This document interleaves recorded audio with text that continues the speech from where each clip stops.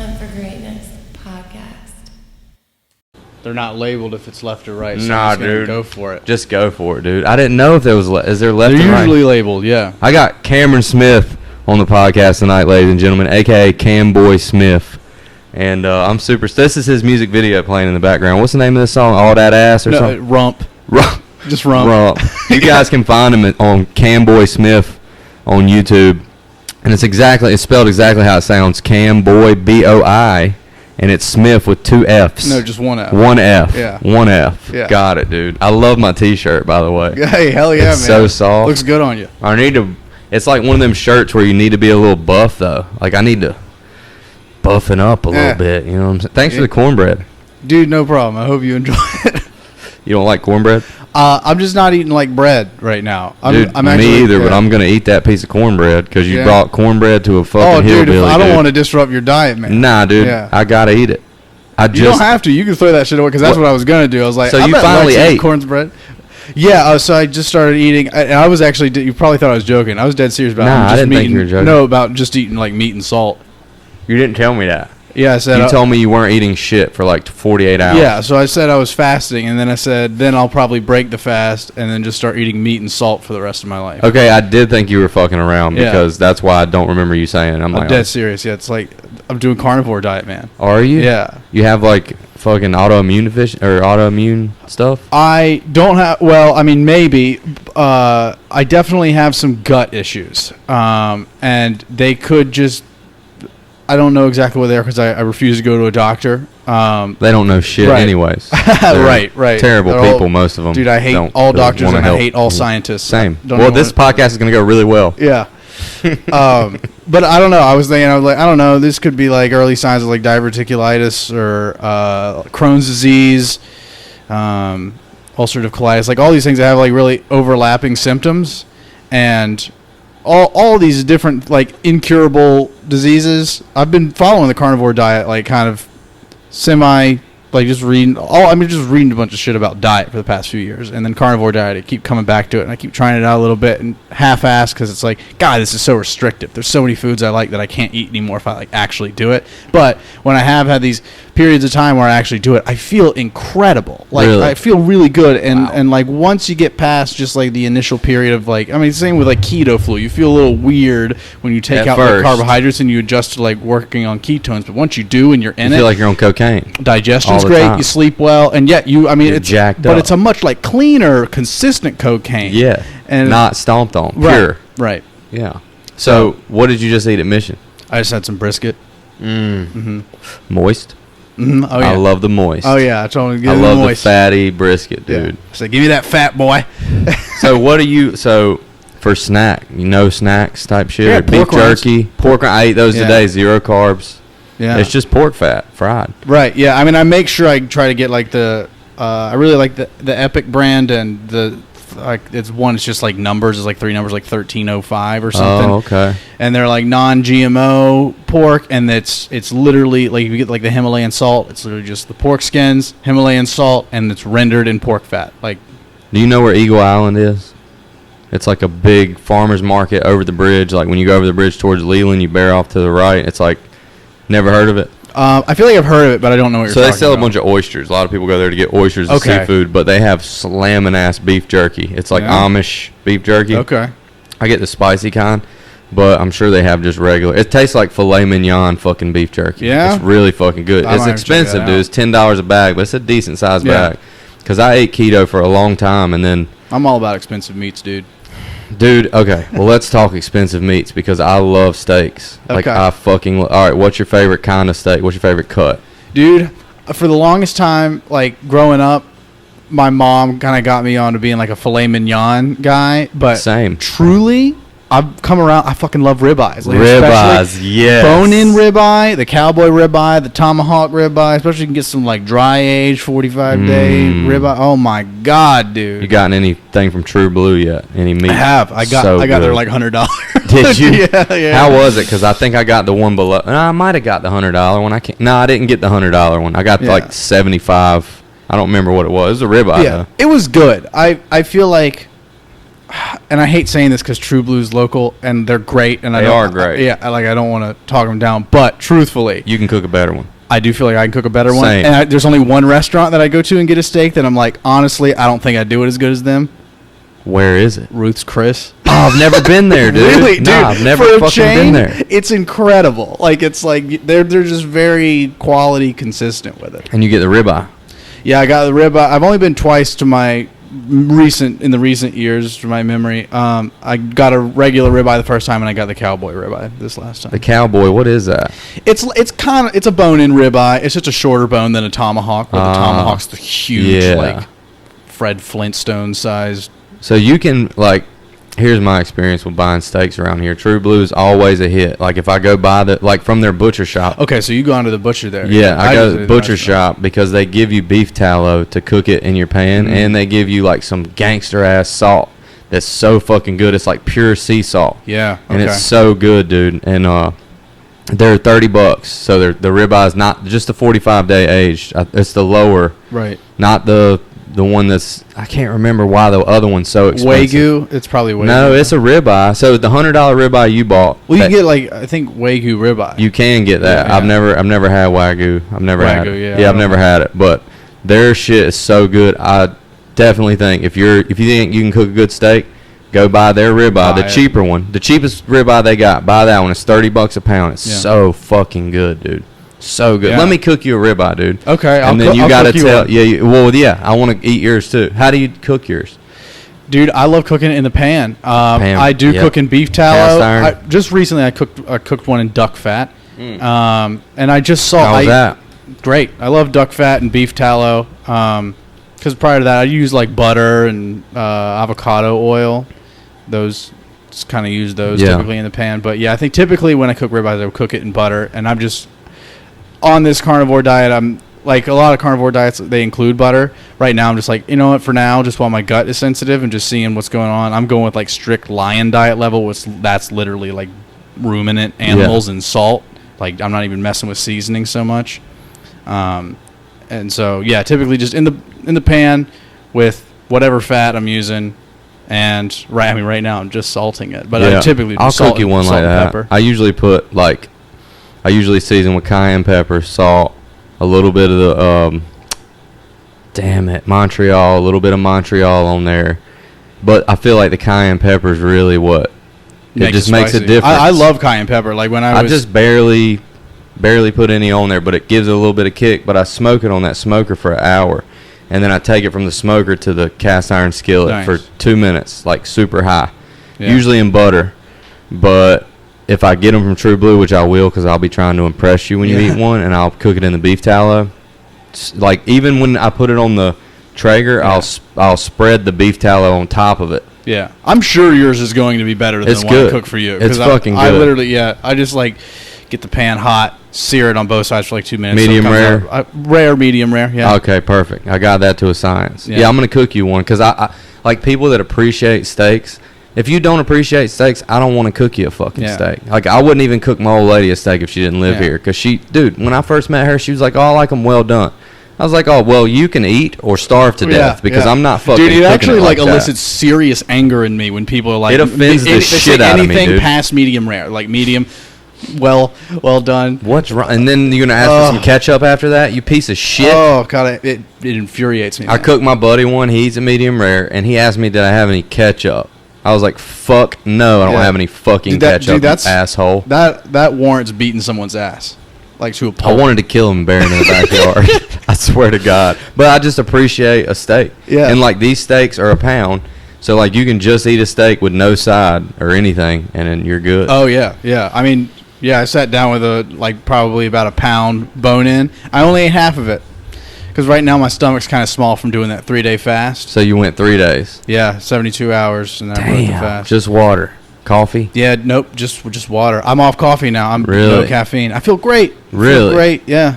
So I got that championship belt right there because we did 1 month of no jerking off, no, you could still have sex, but no jerking off, no caffeine, and no sugar of any kind, like no artificial anything with I've done it. Yeah, and it was crazy, but I felt like a damn champion. You know what my no jerk off record is, and sex included? What? 3 months. Oh my god! And I've done it like 3 times. Did Jesus jerk you off in your sleep or what? I think there was at least. I think there's only one bout where I didn't have any wet dreams, but I know at least 2 of them I was interrupted with a few, or like 1 or 2 wet dreams. I think I've had one my whole life because I've been jerking off. And that's the only time I've ever had wet dreams Really? during those months. Yeah, because otherwise I'd barely ever come in my sleep. It has to come out. Right, yeah. Where else is it going to go? Up into your gut and then through into your brain. And your head explodes. yeah, That's what I've always believed. No, and then it fuels you to reach the ultimate spiritual heights. Nirvana. Mhm. Oh. So I want to return to the seasoning, the steak thing. Yeah. Because you mentioned this gangster sea salt from Yes, True Blue. So I use this salt that I've been turned on to by a bunch of different people listening to the podcasts and books and stuff. Yeah. But you heard of Redmond's real salt? Mm-mm. So I'm gonna butcher what it is, but so apparently it's like the idea is Himalayan salt, sea salt. They're obviously the best salts you can get. They're the preferred over any other kind of salt, Right. really. But the reality is a lot of these sources are like polluted, or there's something wrong with them because like our oceans are polluted to some degree, and so it gets in the salt, and then some of those toxins can be like absorbed in there, something along the lines of that. So Redmond sea salt comes from it's from Utah, and it's like from like a reservoir that leads to where like there used to be a sea, like an ancient sea or whatever. So it's old salt in Utah that was like from a sea from like millions of years ago or something, or I don't know. So it's super these pure are the details before I'm butchering. pollution. Yeah. That's the It's point. I mean it's like almost like a pink looking sea salt. It's Redmond salt. Yeah, Where do you get it? Just like you can order off Amazon. Really? Yeah. So is it expensive? No, not really. I mean, like I think, like I use a coarse, like I get the coarse and I put it in a grinder, and I think you can get like a 2-pack of these like pouches that are like this big, and probably refill the grinder like twice for each pouch. So like you get 4 full grinders worth for like $20. Oh yeah, that's straight. That's great. So you like that salt? I love it. Yeah. And you feel better about eating it because you're like, okay, this is fucking way before assholes fucked their whole planet up. Yeah, I mean, 'Cause that's the point, right? It's basically just like however these people have sold it to me, I believe it, and I'm And like, you like sure. the way it tastes. Yeah, I like the idea behind it, and I like the way it tastes for sure. So you're eating chicken? I honestly don't mess with chicken very much. I fucking hate chicken. Yeah, Only I mean, fried it's chicken's all I like, dude. Yeah, I did have a craving recently. I was like, I want to go get a rotisserie chicken and just pull that skin off of it. Oh, it's Just so eat the damn good. skin, God damn. And then maybe eat some of the fucking meat off it. Like it, dude. Whenever the skin's gone, I don't want to eat any more of that goddamn chicken unless I make chicken salad out of it. Right. I feel like chicken really is only good in like these unhealthy concoctions where you fry it, you put buffalo sauce on it, you pull it. It's good though with the skin wrapped in the rotisserie chicken skin. Yeah. Like if you take a little bit of the meat and wrap it up in the skin, it's good. I do like duck though. Well, I fucking shoot ducks. I'll bring you some ducks. Oh, this year. fuck yeah, Some man. fresh We're gonna be ducks. meat buddies. Wood ducks, dude. Like wood ducks are North Carolina, like real big duck around here, and they live in swamps. Tastes like lamb chops. It tastes like fucking lamb chops. Really? Ducks, it tastes like lamb chops. Dude, Crazy, dude. I can't wait to have a duck that you shot. Hell yeah, dude. I'll fucking cook you a damn duck. I shoot a lot of trash ducks, though, like ducks that are in the marsh, and they taste like shit. I got to figure out a way to, like, soak them in buttermilk. They say you can soak them in buttermilk and change the milk out every day. It's just so, like, such a process to try to eat a shit duck. A duck that's eating fish, like diving in the marsh eating fish, it's a fishy tasting meat. So, like, whatever your duck's eating, that's kind of what that meat's going to taste like. It's weird, dude. It's super fucking weird, dude.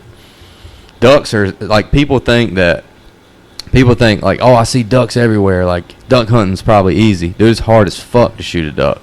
When it's duck season and you're out there hunting ducks, it's hard. It's fucking hard to shoot ducks. It's crazy. I can't imagine. So where do you get duck? So I mostly, whenever I buy my meats, I usually get them at Whole Foods. How are their steaks? I've never got one. Great. I mean, I really love they have like this system there. It's like this step system. So the lowest grade is step 1, and then the highest grade step 5.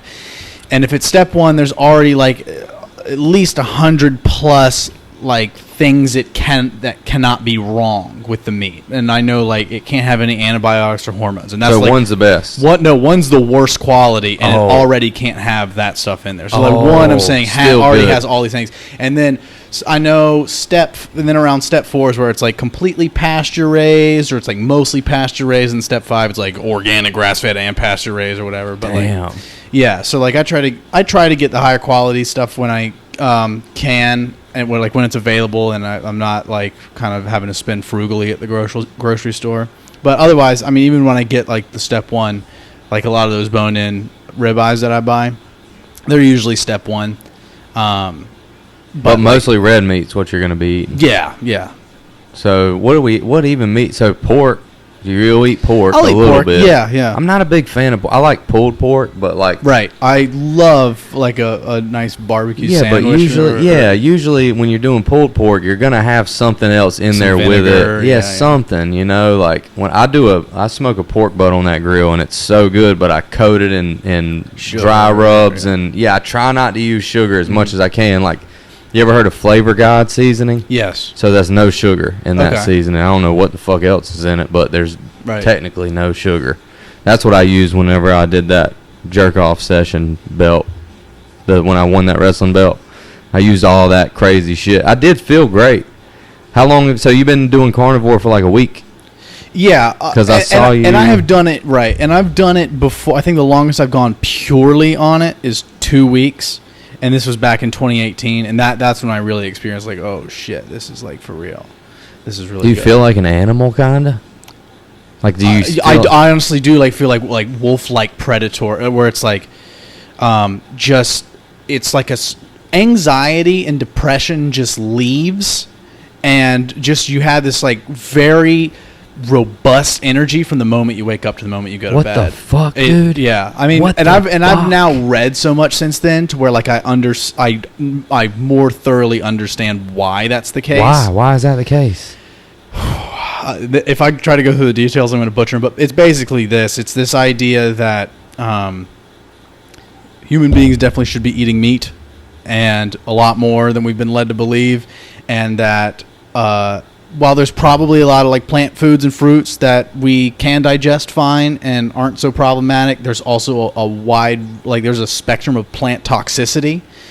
And I mean, all the diets pretty much agree that we shouldn't be eating like processed shit and refined sugars. And then and like even like take gluten out of the picture, it's like even non-gluten grains and stuff seem problematic for the gut and humans to be consuming and aren't very nutritious. And it's just this idea that meats are the most nutrient-dense, bioavailable foods.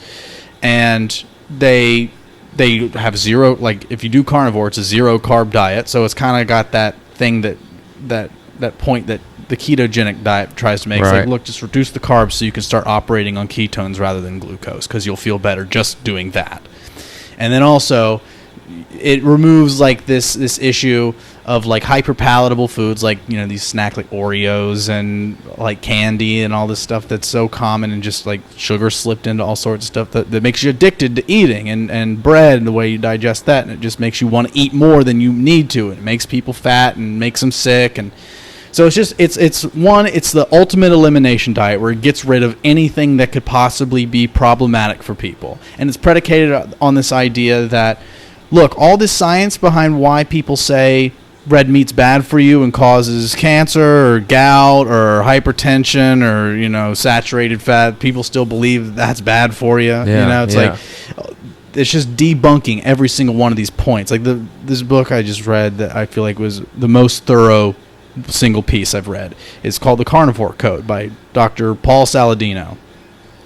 And very, very comprehensive guide about this. And he's probably the one that goes most in on the plant toxicity thing, where it's just like, you know, evolutionarily speaking, animals who are prey develop practical ways to run away from predators and defend themselves from predators. You know, like they can dig in the ground, climb trees, camouflage, fight back, run, any of that stuff. Plants are stuck where they are. So they also don't want to be eaten, mostly by bugs and maybe like pests and animals and stuff like that, but humans too, for the most part.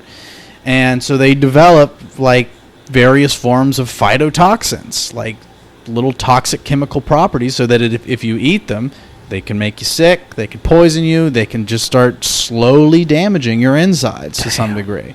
And I think like the picture that has been painted in a lot of these like kind of evolutionary discussions from like these carnivore people, it makes a lot of sense about the development of because apes, like gorillas, their guts, they have these like super long intestines that are designed to break down plants. Like they're designed that's to all be, they eat pretty much, right, for the right. most part. But humans traded a larger brain for a smaller gut, essentially, and that is arguably, on an evolutionary perspective, because of the introduction of us becoming more carnivorous, like killing, like using tools to hunt prey, becoming hunter-gatherer types, and through that and consuming all the meat, that's like how we developed to be what we are, and our stomachs are not built. Like plants are essentially survival foods for us. We can tolerate them to some degree, but if we overdo it and we keep doing it over and over, it's gonna Well, it makes sense because there's studies about plants communicating with one another when they feel threatened. Oh yeah, they do. I know I've heard that before, where they make these toxins that come out of them. Like, so animals won't eat them. They'll change how they taste to the animal so they don't taste good to that animal. Right. Very fucking strange, dude, because it's 2020. It's 2021. It's like, and it's still applicable, what you're saying, from the beginning of humankind, you know? Right. So I read a book called Sapien, and it had a lot of crazy shit in it, and Guns, Germs, and Steel had a lot of crazy shit in it, and I read that book. It's just wild that it's still applicable today, even with all the shit that we have. Right. I don't know, dude. Yeah. So just to be clear, though, about my like stance on the carnivore diet, is like I don't feel like, I don't think I'd make the claim that everyone ought to do carnivore, but I do think it's like with the information, I feel pretty like is pretty strong in this diet, in the regard to diet. I do feel like it is a good idea to have almost like a Paleolithic type diet where you just get rid of the bullshit, because we know for sure that's bad for you. For sure. Just stick to whole foods that existed 10,000 years ago. Get rid of the bread and stuff, and certainly all the processed stuff. But it's also a good idea to make most of your diet and nutrients come from meat. See, it's easy for me to eat, or not easy. It's easier for me to eat like a steak and like Brussels sprouts. Like no side of potatoes or carbs. Mm-hmm. Like no, I guess your vegetables are carbs though. Like vegetables have a good amount of carbs. Yeah, and there's like different carbohydrate profiles of different, like the keto diet is pretty good at telling you like these are really high in carbs, maybe avoid these or limit these. Right. And these like apples. Apples are high in like sugar, carbs, like natural sugar, right? I think apples maybe that you might be right about that. I can't really remember. But bananas are good. Low in carbs. I don't know. I really can't remember. I do know berries, like for sure, like blueberries and raspberries. God, they're good. They're typically so good. Yep. I mean, they taste good. And they're low carb. Yeah. Are they? And even like I didn't know that. This Paul Saladino guy like says like if you're like some foods he says that are like the least toxic plant foods. He says blueberries, raspberries, avocado, olives. Yeah. I fucking hate olives, dude. I love a nice green olive. Do you? Yeah. I've been freaked out over olives ever since I was a little kid, and some girl at school told me they were frog eyes. And I'm like, don't want to eat them anymore. I'll tell you. For life. They make these olives that have been soaked in like Italian herbs at Whole Foods. So I'll good. try it. I mean, I'll try pretty much anything. I'll bring you a little black box. Yeah, I'll try. I'll try some olives, dude. That's very interesting. How long you think you'll do this diet? Or you just want to roll with it? I'm trying to see if I can give it like a pure 90 days. Like see what happens? Yeah, see how I feel after 90 days, and then see how interested I am in starting to like introduce foods like very slowly and just monitoring how disruptive is this. How long do you think it takes when you introduce a food? How long until you know like, oh, okay, this might be okay? What do you think? Like probably within the hour, but definitely like within the day. Yeah. Okay. Yeah, because I'm thinking like, damn, it might take a while. Yeah. I mean, so dude, I'll tell you. I remember like, so when I just started eating again, I had it the first day where I ate pure carnivore, and I felt really great at the end. I was like, almost like the little bit of pain that was still in my stomach went away.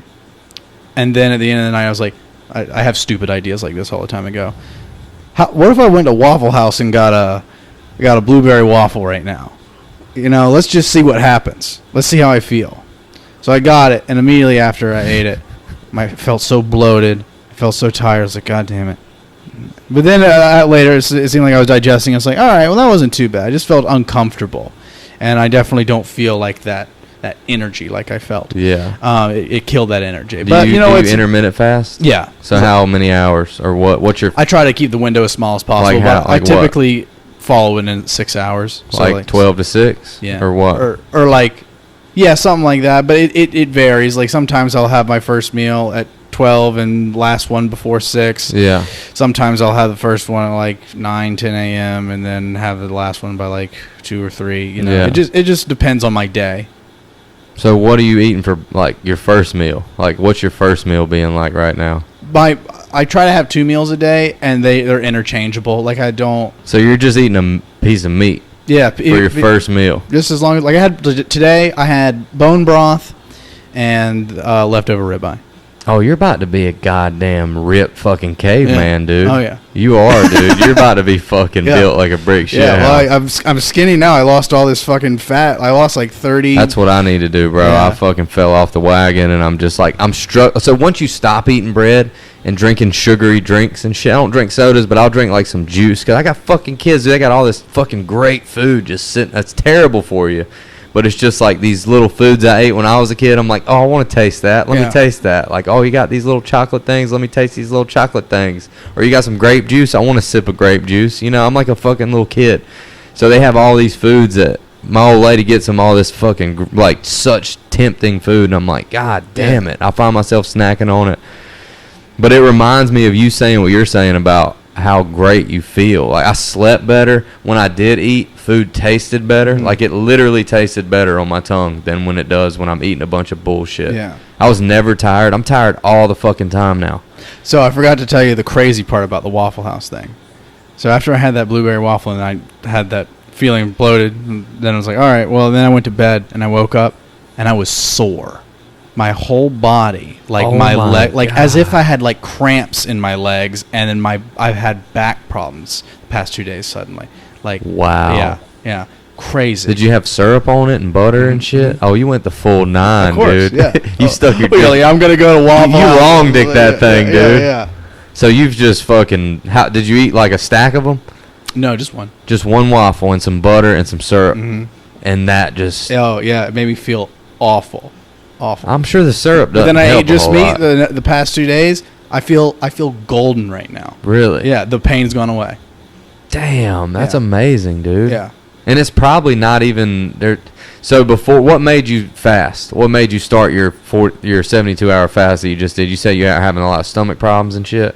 Well, yeah, I've also like read a lot about fasting, and I've experimented with it before. I think 48 hours is the longest I've gone just in self-experimentation. And I know, like, I've come to the conclusion like years ago, is like intermittent fasting would be a good thing to incorporate as much as possible. And I've gone in and out of being kind of strict about it and being on top of it to like not doing it at all. Right. And then earlier this year when I decided like, all right, I'm going to kind of do a keto diet, and I'm going to lose some weight because I'm getting pretty fat and feeling like shit. I lost like 30 pounds in like 2 months. Damn. Yeah, and I've kept it off mostly. Even when I was eating like shit the following 2 months, I kept it off. I think I like got my metabolism up through doing keto for an extended period of time, and it like even when I was eating bullshit foods again, it just could handle it. Damn, that's wild. So what? So your stomach wasn't really fucked up this time. You were just like, all right, I'm really about to do this. I just was wondering, was there something that happened that made you? No, this time the fasting was my stomach was just so fucked up, and then I tried eating like some fermented like sauerkraut and stuff, because like all these things they say are like good probiotic foods, because I was like, I just got to try to heal my gut, because I wasn't sure what was really going on, just trying to do the best things for the stomach, and then out of everything was just making me feel worse whenever I'd eat. So I was like, I think I just need to like fast for an Like, extended just period of clean time your system and out. get into that like autophagy phase where your body just starts like clearing itself out. And yeah, You drink a shit ton of water or just a normal amount? You know, I was kind of drinking a normal amount because my stomach was so bad. It was actually painful to drink water. Yeah, we played battle shits. I remember. Yeah, and you surrendered as soon as I fucking. Yeah, it made like as soon as I would drink water, it would like make me shit. Really? Yeah. Mm-hmm. Damn. Yeah, it was bad, man. You were clearing your bowels out, dude. Mm-hmm. God was getting you ready, dude. The good Lord was getting you ready. Yeah. So hey, you know how you said if I say anything offensive or inappropriate, you'll cut it out. Yeah. So can you cut all the stuff about diet out? Oh People my are God, gonna think dude, I'm just a charlatan nutritionist. Dude, you say some of the most offensive, not to me, but just shit that can be considered offensive on stage. I've never heard a comic go so fucking hard on some shit. Like, it's really truly amazing. It's Damn, truly. I didn't realize that. It's truly amazing, dude. And I know you've gotten so much shit for it over the years. What were you telling me? I want to talk about this before I forget. But he has he has a video on his channel about fuck Taylor Swift. Is it? So I don't have a video for that one. It's just the song on this album I put out in 2017. It's called Taylor Swift Can Go to Hell.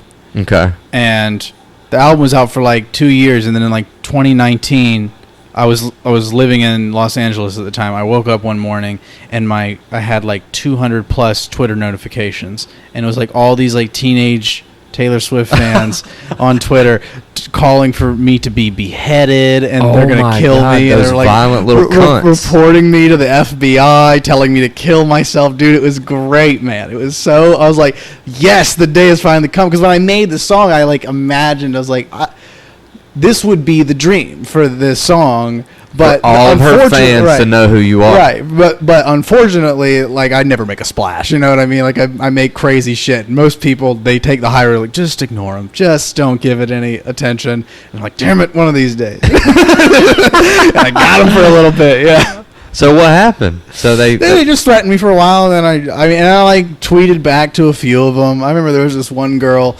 that was saying, she's like, this is stupid, you're talking about fucking raping and murdering Taylor Swift. Was it about raping and murder? Yeah. The lyrics are very bad, and like it blew up because just one person with a significant amount of followers found the song, screen capped the lyrics, like just some of the worst bars of the song, and then just shared like, this is absolutely disgusting, tag at Camboi Smif, and then they came after me. Yeah. Wow. But there was this one girl that was talking to me. It was like this is not a, because I think I tweeted like, guys, this is clearly a joke. Like, if you don't understand that, like, I can't help you. Yeah. And this one girl was like, how is it a joke to talk about rape and murder? And I was like, well, I mean, you can joke about anything, really. I was like, but hey, I understand, I get it. Autism makes it very hard to pick up on sarcasm. And then she was like, oh, so now you're an ableist. I was like, damn right, retard. Like, I just love trolling them, bro, because they just, they're Taylor Swift fans. Right. How can you not troll them? Oh, yeah. So nobody made you take it down? No, so enough of them did report it to like Spotify and Apple Music to where the whole fucking album, the 30-track album I took like 2.5 years to make, or 3 years to make, removed. And then it took me like a year to figure out how to like retitle it and re-upload the whole thing, and I got up there and I got up there last year, and then just like within like last month, maybe not even a month ago, got taken down again. So you still had the I'll Rape and Kill Taylor Swift song on there? It was just called Taylor whatever her name is can go to hell. Are you saying Taylor Swift in the lyrics? Yeah. So they probably knew. And then they took it back down again. Yeah. Did they have they ever taken anything other than that down on your? Nope. Is that the one with Fuck Jesus Christ on it? It is the same one with Fuck Jesus Christ. Yeah. So maybe that might have had something to do. No, just Taylor Swift. Taylor Swift's more important than Jesus Christ, so obviously. So yeah.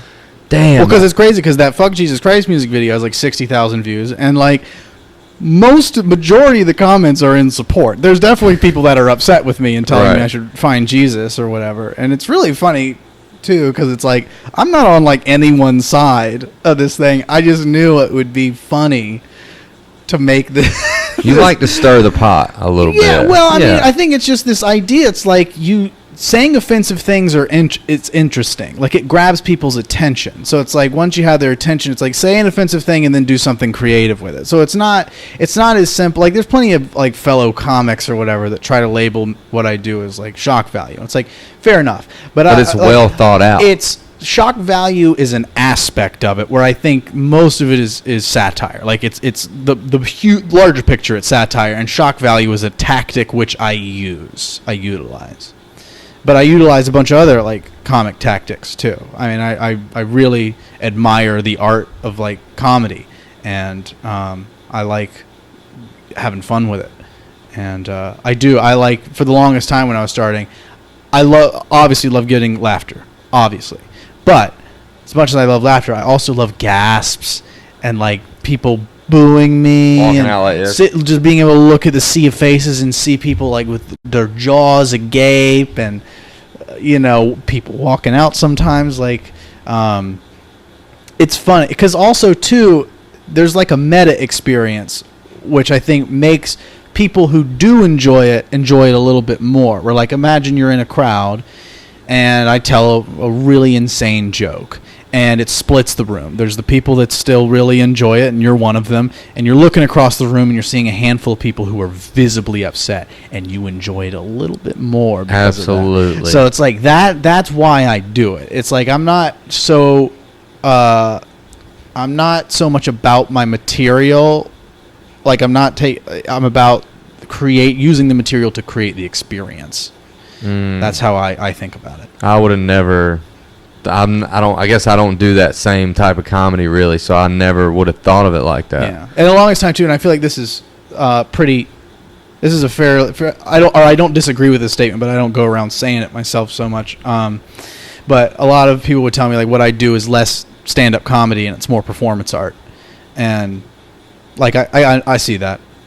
It's like how I just described, like, it's not so much about the material, it's about the experience. It's almost like I use stand-up comedy to create the performance art. I don't know if that like really makes sense. But yeah, that makes sense. I mean, it makes more sense to me because I've seen your YouTube and I've seen your films that you have, and like the different ways you do that, and I feel like maybe you're just like one of those people that has to create things in order to function properly. Yes. Oh, absolutely. If I'm not making something, I become extraordinarily miserable. Yeah, same. I mean, I'm pretty fucking miserable anyways, but like if I'm not writing a joke or drawing something or painting something or editing a video or filming something, or like I'm super fucking just a dick, dude. Yeah. Just a dickhead. Yeah. If I'm not like working towards something other than work, like I don't live for work, I live to do things I love and to love people. You know what I'm saying? Absolutely. So it's like I'm the same way, and like I think I gravitate towards those kind of people a little bit more.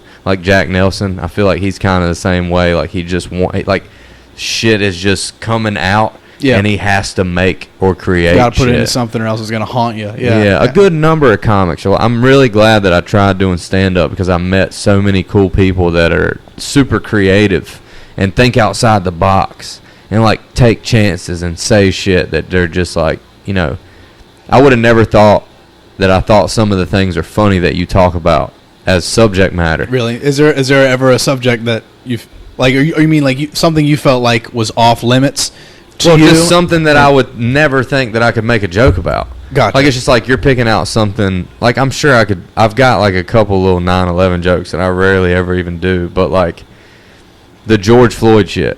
Like, when you joked about that, I was just like, holy shit. Like, this is like such a fucking off-limit subject right now. And, it is what it is.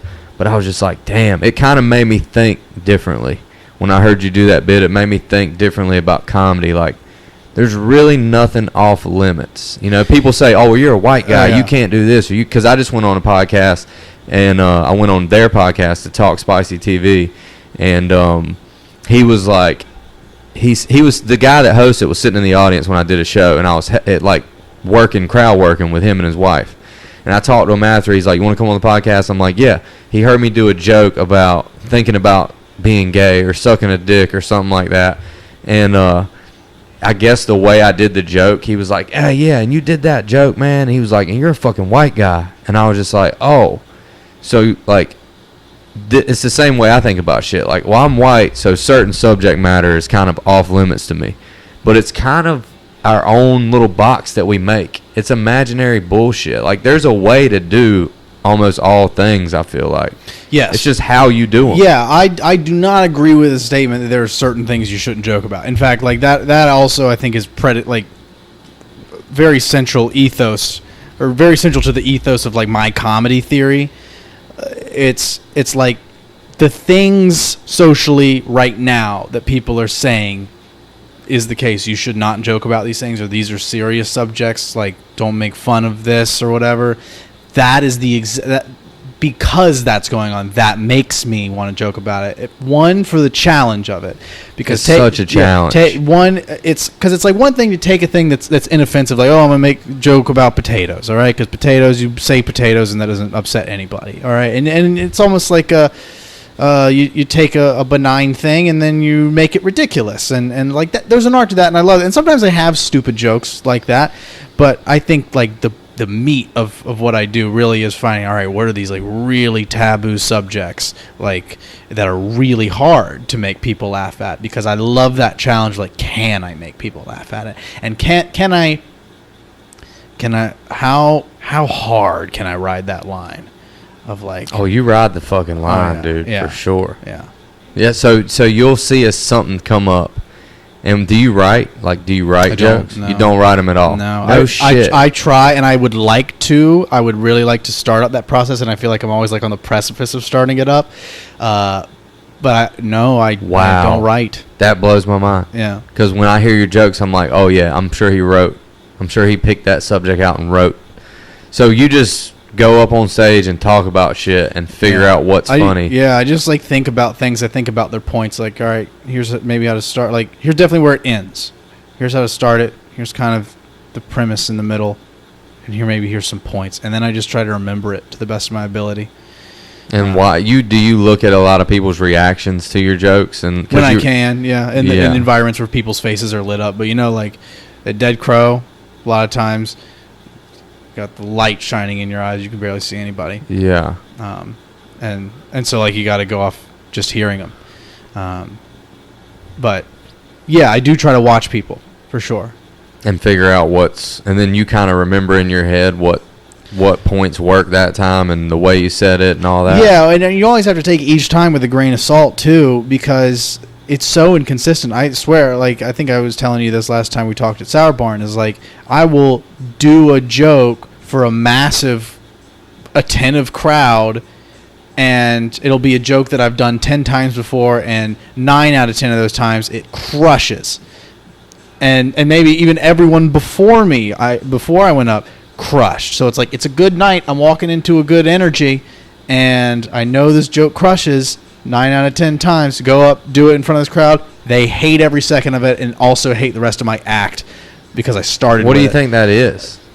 I don't know, man. I guess I don't totally know. It's just different audiences, different people, different. It's like you try to look at yourself and maybe and I see come off it, different that's too. What I'm saying. I really think little nuanced things can make or break it. Like. It's not just did you start with it, but also what are you wearing? How are you carrying your body? What's the cadence of your voice? What's the look on your face? How well lit are you? How fast is your delivery? So there's a million things that could... There's honestly infinite number of things to where anyone trying to break comedy down to a science, it's like you can break down comedy to, it's like whatever you can break it down to a science. It's like you're doing this, you're making a circle, but there's also this massive infinite circle outside of it, which like you can just never make science out of. Yeah. So it's like, it's almost like trying to build a house of sticks on top of the ocean. That's exactly. That makes total sense. It's like you can do it, but it's gonna fall apart real quick. Because like if one of my jokes doesn't work, I used to look at it like, oh, okay, well then that joke doesn't work anymore. Maybe I'm not as enthusiastic about it anymore or something. Which could be the case. I don't know. Like it seems like my newer jokes, when I first do them, they work better than when I keep doing them. And it's like trying to keep my same enthusiasm about the joke. I love this subject too, because for the longest time, every time I'd go to the mic, I would always push myself new 4 minutes every week. I don't want to repeat material. At least not here. That's a lot of minutes every week to be doing. Yeah. Oh yeah. I know. And maybe it's and maybe I'm revisiting a lot of the same subjects too. But I'm always trying to do things always trying to do something new every open mic and like use this crowd that's relatively consistently good and testing things on it. And then by the time I get booked on a showcase, I'm like, I have from memory, okay, these jokes worked well. So well that I remember them. you know, without like you don't write. Right. I mean, I write things down, like I write notes, I write like bullet points, but I certainly don't write jokes out. And also, for the first like 7-8 years, 7 mostly, I recorded every one of my sets. So that's another way I remember things a little bit better. But this past year, I've been just repeating jokes more than ever and polishing them, and I haven't been recording my sets. So, yeah, losing enthusiasm for the joke is what you're about to tell me. Like, right? Yeah. So I totally noticed that when I would do some of these showcases and tell a lot of these jokes that worked so well the first time, and I do them in a way like, okay, I've rehearsed this now. I've actually done this joke multiple times, and I would notice this. I'd lost enthusiasm. I didn't deliver it nearly as well because I was not operating on my edge telling it that time. I was not thinking it out in front of the audience, and like I was performing that as if I was thinking it out, but trying to. The audiences, they're intuitive enough to really know if you are like just so good at acting out that you're thinking the thing out. And I think that's why I don't try to write things out, is because even when I repeat it, I don't know it verbatim enough to where like I got to use my brain power to concoct the words each time I tell it. And I do try to mix things up enough to where like I stay on my toes enough to where it stays challenging to tell the joke. Yeah, I'm starting to understand that a little bit. Like I'm starting to feel the same way. Like I don't ever want to do like a set anymore. Like I don't like starting out with the same joke, you know, most of the time, or like telling jokes in the same order, saying the same taglines. Like I'm trying to think of different stuff, and I'm starting to see like I probably don't need to take a piece of paper up there anymore. Like that's like my little it's like my little comfort blanket. Yeah. Like cuz I'm scared I'm going to forget everything cuz I'm a fucking retard and I can't remember shit, you know. But I think I just need to take a chance, dude. If I forget everything, just fucking put the mic down, walk the fuck off stage, and that's it. Like, hey, dude, you fucked up, you forgot. Or stay on stage and talk shit to people in the audience, cuz I can do that too, you know. I feel like I'm comfortable enough now. Like we were talking about it at our last show, it can go south quickly when you're talking shit to the audience, you know? Yeah. Oh, absolutely. I'm a pretty likable person. I try not to be too fucking, like, shitty with people for the most part. So I guess I could use that as my, like, little leaning post. If I forget my jokes, I can just talk shit. Like our shit at the VFW. Yeah. I was like, dude, like, I got some jokes written down and shit, but there's 5 people here. I might as well just talk to the fucking audience. Yeah. And, like, try crowd work, I mean, as much as you can ruin it doing it, you can also... It's also sometimes a really easy way to get the crowd to loosen up and like you more, because people like to be, you know, part of it. Yes, exactly. There's like an inherent sort of need, like an underlying, like we secretly want it, even though. Like, people on this podcast, dude, I used to do them live, and people would always message me and be like, hey man, talk to us, read comments, and I'm like, nah, because I'm having a fucking conversation without a cell phone, bro. Right. Like, I don't want to be on my goddamn cell phone while I talk to another human being. That's the whole reason why I started a podcast, is because I was want to have real conversations. Yeah, I was always looking at my goddamn phone like a jerk off idiot all the time, and I'm like, dude, I'm so rude. Like, I'm so fucking rude while somebody's talking to look at my phone, like right in the middle of you saying something that's important to you, and I'm showing you how important it is to me by looking at my fucking phone. It's just super rude, man. Like, our shit's got so fucked up now from these goddamn cell phones, dude. Like, I'm 31, so I remember not having them, and you're old enough to remember really not cell phones not being such a goddamn big. Right, I remember them blowing up when the iPhone came out. Like, I love my iPhone. Also, like, slowly after, like, right after the first iPhone came out, it was like maybe within 5 years they became just like, if you didn't have a smartphone, you were not part of main society anymore. Yeah. Nah, it's very odd. But that's a huge reason why I started the podcast, is just because like I have all these friends and people that I love and care about, and it's like, how much do I really know about them? You know, how much am I really paying attention to them? You know, it's like, show some respect. And dude, if I would have looked at my phone while my granddad was talking to me, he would have been like, "Hey," like he would have got my attention and been like, "Put the cell phone down." Yeah, you know what I mean? I think that the phones are definitely like, both causing and or like reinforcing and worsening like attention deficit disorders in people. For sure. Yeah, 100%. We can't fucking be. The shit's crazy, dude. Like, the whole shit is crazy. Like, when somebody dies, like somebody having to fucking cause attention to their self over it and shit or something. Like, yeah. I also think that like here's my biggest problem with the whole like ruining our capacity for attention. It's the effect it's had on like mainstream art, and this is a thing I've been like arguing with people about for a long time. And I feel almost like an old curmudgeon to taking the position I do, but I feel like it's ruined our ability at large to enjoy like movies and shows that are not just like rapid fire, fast paced stimulation. Like they're losing like the art. Like a Quentin Tarantino movie. Right. Like it's just talk and build up, and you have to appreciate the aspects of a Quentin Tarantino movie. Right. Oh, and then also it makes it so the artist, the only artist that can still do it that way, like the right way, the way it's like true to the vision and fuck whatever like the psychological demands of society are. It's like, I'm going to do it to my vision, like the auteurs really. It's like the only people that can really do it now are the Tarantinos, who are like grandfathered in. They're already famous. They're already well known. They put it out. A lot of these people, like Kanye, for example, and I'm not saying anything about his new album, all right? I hadn't heard it. Yeah, my opinion doesn't matter. Have you heard it? I have, yeah. I hadn't heard it yet. I like it all right, and I think it's probably a thing that's going to grow on me. Is it super weird? It's not super weird, no. In fact, like my first listen through, I claimed I was underwhelmed, and then I've been listening to some particular tracks more, and I'm like, you know what? This production, I really like the production on this one. I really like the beats and stuff, and like a lot of these lyrics, they're coming together a lot more than I think is past few have, for sure. If not, like, I mean, I could imagine myself going, you know what? Actually, I don't like this after continuing to listen, or it becoming my favorite one.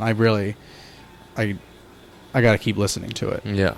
But the point of that was like, it is true. Like people say, it's like these people like Kanye, Tarantino, honestly probably could just put out a thing, like a new thing, and it could just be them fucking shitting into a microphone. And people would and love people it. were like, this is genius. Right. There's always going to be dick riders out there. Right. That's never going to turn their back. Yeah. Like fans that'll never turn their back. And I don't know. I like Kanye because I think he's not scared to do shit. Oh, I have so much respect for Kanye, and that's what I love about him. He does weird shit. Right. He's like the Salvador Dali of rap, bro. Right. To me, that's what I think of when I think of Kanye. I think this dude's a fucking real artist, and he doesn't give a fuck. Yes. He's fucking renting out stadiums and putting pantyhose over his head and releasing shit how he wants to do it. And you know what I'm saying? Yeah. Like, I love weird shit. Yeah. Like, I love how you want to be weird, be fucking weird. Doesn't matter if I like it or if anybody fucking likes it. Right. That's what I like about your comedy. Because it's like, I don't give a fuck, dude. Like, this is funny to me. I think it should be funny. I'm going to do it how I want to fucking do it, regardless of what the venue says, the comics say. You know what I mean? Like, it's punk rock as fuck, dude. Like, it's straight up like old school punk rock. We don't give a fuck, dude. We're sleeping in a goddamn van. We ain't got no money. We're going to play a fucking show tonight. We're going to play it how we want to fucking do it. And we ain't in it for the fucking money. Right. That type shit. I don't know. That mentality, like, I admire that type of mentality. Yeah. Like, where you're going to do, like, him wearing the Trump hat. Him wearing the fucking Trump hat and shit. Yeah. I'm like, you're a goddamn genius, dude. Regardless if you like Donald Trump or not. Right, yeah. Oh, dude. Just him doing that, like... Because it could have just been anything. It's just like not even the specific thing. It's just going so hard against what everyone wanted him to do. That's what I love about him. Because they're telling him black people aren't supposed to do that. Right. Fuck that shit, dude. Fuck that shit. That's black people can do whatever they want. They can do whatever they want. That's the point. Yeah. Is that everybody can do whatever the fuck they want. All right, I gotta make a confession. All right. So, have you been vaccinated? No. Me either. And somebody that I know and love just died of COVID today, and I'm like, seriously contemplating getting the fucking vaccine now. And I'm like on the edge of getting it and shit, and I'm just like, damn, I just don't know. Like, I don't want to, honestly, I don't think COVID's going to hurt me, and I don't think the vaccine's going to hurt me. I don't think either one is going to really fuck me up too bad, you know? And it's like I'm on the edge. I'm like, well, if I get the vaccine, then maybe I won't give COVID to somebody that it fucking kills. You know, I don't know, dude. Like, I've talked so much shit about that goddamn vaccine. And, like, all my boys that's got it, I'm like, oh, you're a fucking bitch, dude. You went and got that shit? Fuck that shit. Like, I've talked so much shit about it, you know, just bullshitting. But I'm seriously contemplating on getting it now. Just because, like, I would have hated to give it to the guy that just died, and it would have been my fault. Yeah. And I would have known that, oh, I could have went and got a vaccine, and maybe, like, there's something that I could have done about it if it was me that gave it to the guy. Does that make sense? Yes. Like, I don't want to fucking hurt anybody, you know? Yeah. I mean, and I feel that, and I mean, I think about it, you know? It's just so strange, dude. And I can imagine we get to a point where they actually go forth with the vaccine passports, that type of thing. That makes me not want to get it. Just because of the idea of that shit. Right. But, and I can imagine hitting a point in my life where I got to fly. You know, or like they do vaccine passports to the point where like the fucking grocery store won't let you in unless you have it. It's like, well, I gotta be able to get in the damn Whole Foods. I'm not gonna buy my goddamn shit from Food Line. Had the worst steaks ever. Fuck Food Line. Like those goddamn bleached steaks. They're the worst steak I've ever gotten from Food Line, dude. I wanted to kill myself after one bite. It was years ago, dude, and I was like, I'll never buy a piece of meat from this fucked up establishment ever again. But all the rest of their shit's cheap as hell. So I'm like, yeah, I'll go to Food Line for everything but that. But yeah, I just was thinking about it today, and I was like, damn, you know, like, I don't know. It's just it's a big decision for me. Like, I'm not scared to do it. It's just a big decision. Like, for one, all the people that I don't trust say get it. Yeah. All the motherfuckers on TV and shit, they say get it. And they're all people that I don't trust that have lied time and time again to the public. Yeah. You know, it's just like this Fauci clown motherfucker, dude. Like, dude, during the AIDS epidemic, he said if you touch somebody with AIDS, you'll get it. I read this whole article about Fauci and all the stupid shit that he said during the AIDS epidemic. And I'm like, this dude's telling the country what to do? This fucking idiot. Dude, I have a deep distrust for authority and people that are in power. Deep distrust for them. And I don't know where that's rooted because I have great parents that never did me wrong and fucked me over, and they were like my authority figures, and my grandparents, they were all great people. But so you've heard my climate change denier joke, right? Yeah, I think I heard it at the VFW, right? Didn't you just do it? Maybe I just heard you do it. You opened with it somewhere. Yeah. You were like, at the kind of like yes. And I think that joke touches on how I feel about this stuff. And I kind of feel like I might expand the joke to get more specific and dive into, I mean, even in the context of like vaccines and COVID and stuff. And it's like this distrust for the government. I have it too, but I feel like I'm not leaning so much to more like this almost like far right sort of conspiracy. Like there's the deep QAnon type things where it's like it's the family, the Illuminati. They're behind this. They're trying to control us and put microchips in us. Like, look, I don't deny that could be a possibility. I think it's low in it being possible, but it's not impossible. I don't believe there's anything that's impossible at this point with all the shit that I've seen be true and unveiled, you know. My intuition is not that there's like malicious people who are in power and are chasing money and trying to pull puppet strings and stuff like that. I mean, look, we do live in a capitalist society, and I think there's a lot of great things about capitalism, and I think it has its flaws, and I think any system of government is subject to corruption, for sure. My thing that I think is that most people are stupid. You know, like most individuals are dumb, and that's why Fauci said you touch people, you get it, because he's dumb. You know, and that's science across the board. It's human beings are trying their best to do, and some of them might not be trying their best. They might just be trying to make a paycheck because they got a job and they're living. Actually, I'd say there's a select few that are really putting their wit and minds and operating on their edge, trying to advance science and try to make insane breakthroughs and really try to become aware of the mistakes and where we're ignorant and recognize their own ignorance and like the ignorance of science as a whole and actually try to move it forward and better understand after uncovering the ignorance and rectifying that ignorance. But I just think people ultimately, like, we're kind of constantly making mistakes, like small mistakes, and I think that, like, that's very human, and I don't think there's anything wrong with that. It's just like I don't trust humanity as a whole to just say, hey, we scienced up this vaccine, science is very good and reliable, which, like, it's a great system, it's a great tool, science is wonderful. However, it's not without flaw because it is a man-made thing, and there are human beings operating it and keeping it alive and developing it. And so it's just like, maybe all the rigorous testing we've done to know that this vaccine's safe, sure, but only time will tell what really happens when you take, like, to various different individuals after they've had this vaccine for a while. And I suppose it's just I've opted to be in the control group that doesn't take it. You know, I've opted to be like, yeah, I'm going to listen to the idea of, like, how about I just try to focus on my health and keeping it in as top shape I can through, like, as natural of a way as possible. Right. Like, even in the context of this stomach issue thing, it's like, I don't want to go to the doctor because they'll probably tell me I have something and that it's very serious, and they'll talk me into getting some sort of expensive, invasive surgery or medication, yeah, some antibiotics, stuff like that, because they've been trained to do that. And in their mind, it's not like they're trying to do something malicious to me. I don't think that at all. I think that they're doing the best with their education to diagnose and treat the thing.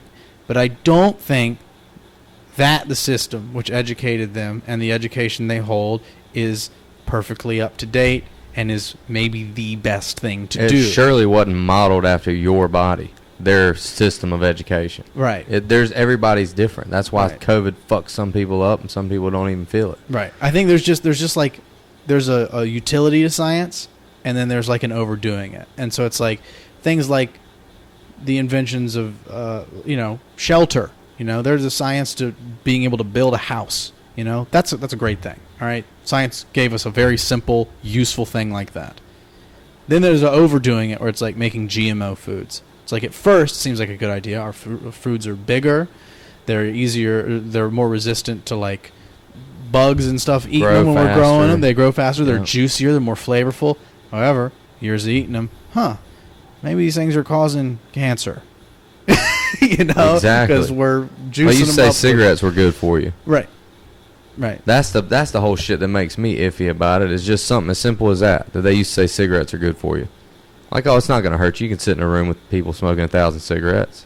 I don't know. Right. You're going to get fucking cancer at some point. Probably. Right. Maybe. You got a better chance of getting cancer if you sit in a room with people smoking cigarettes all day than you do not.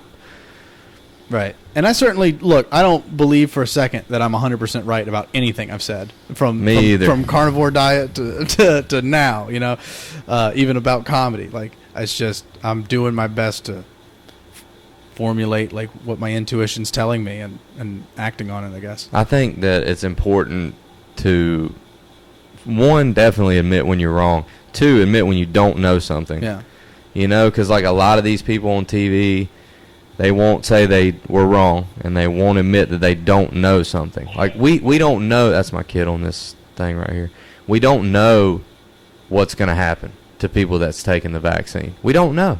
Like, you can say it's safe all you fucking want, but it hadn't been out for, what, like 6 months? Something like that? It's only been out 6 months, dude. How do we really know? Yeah.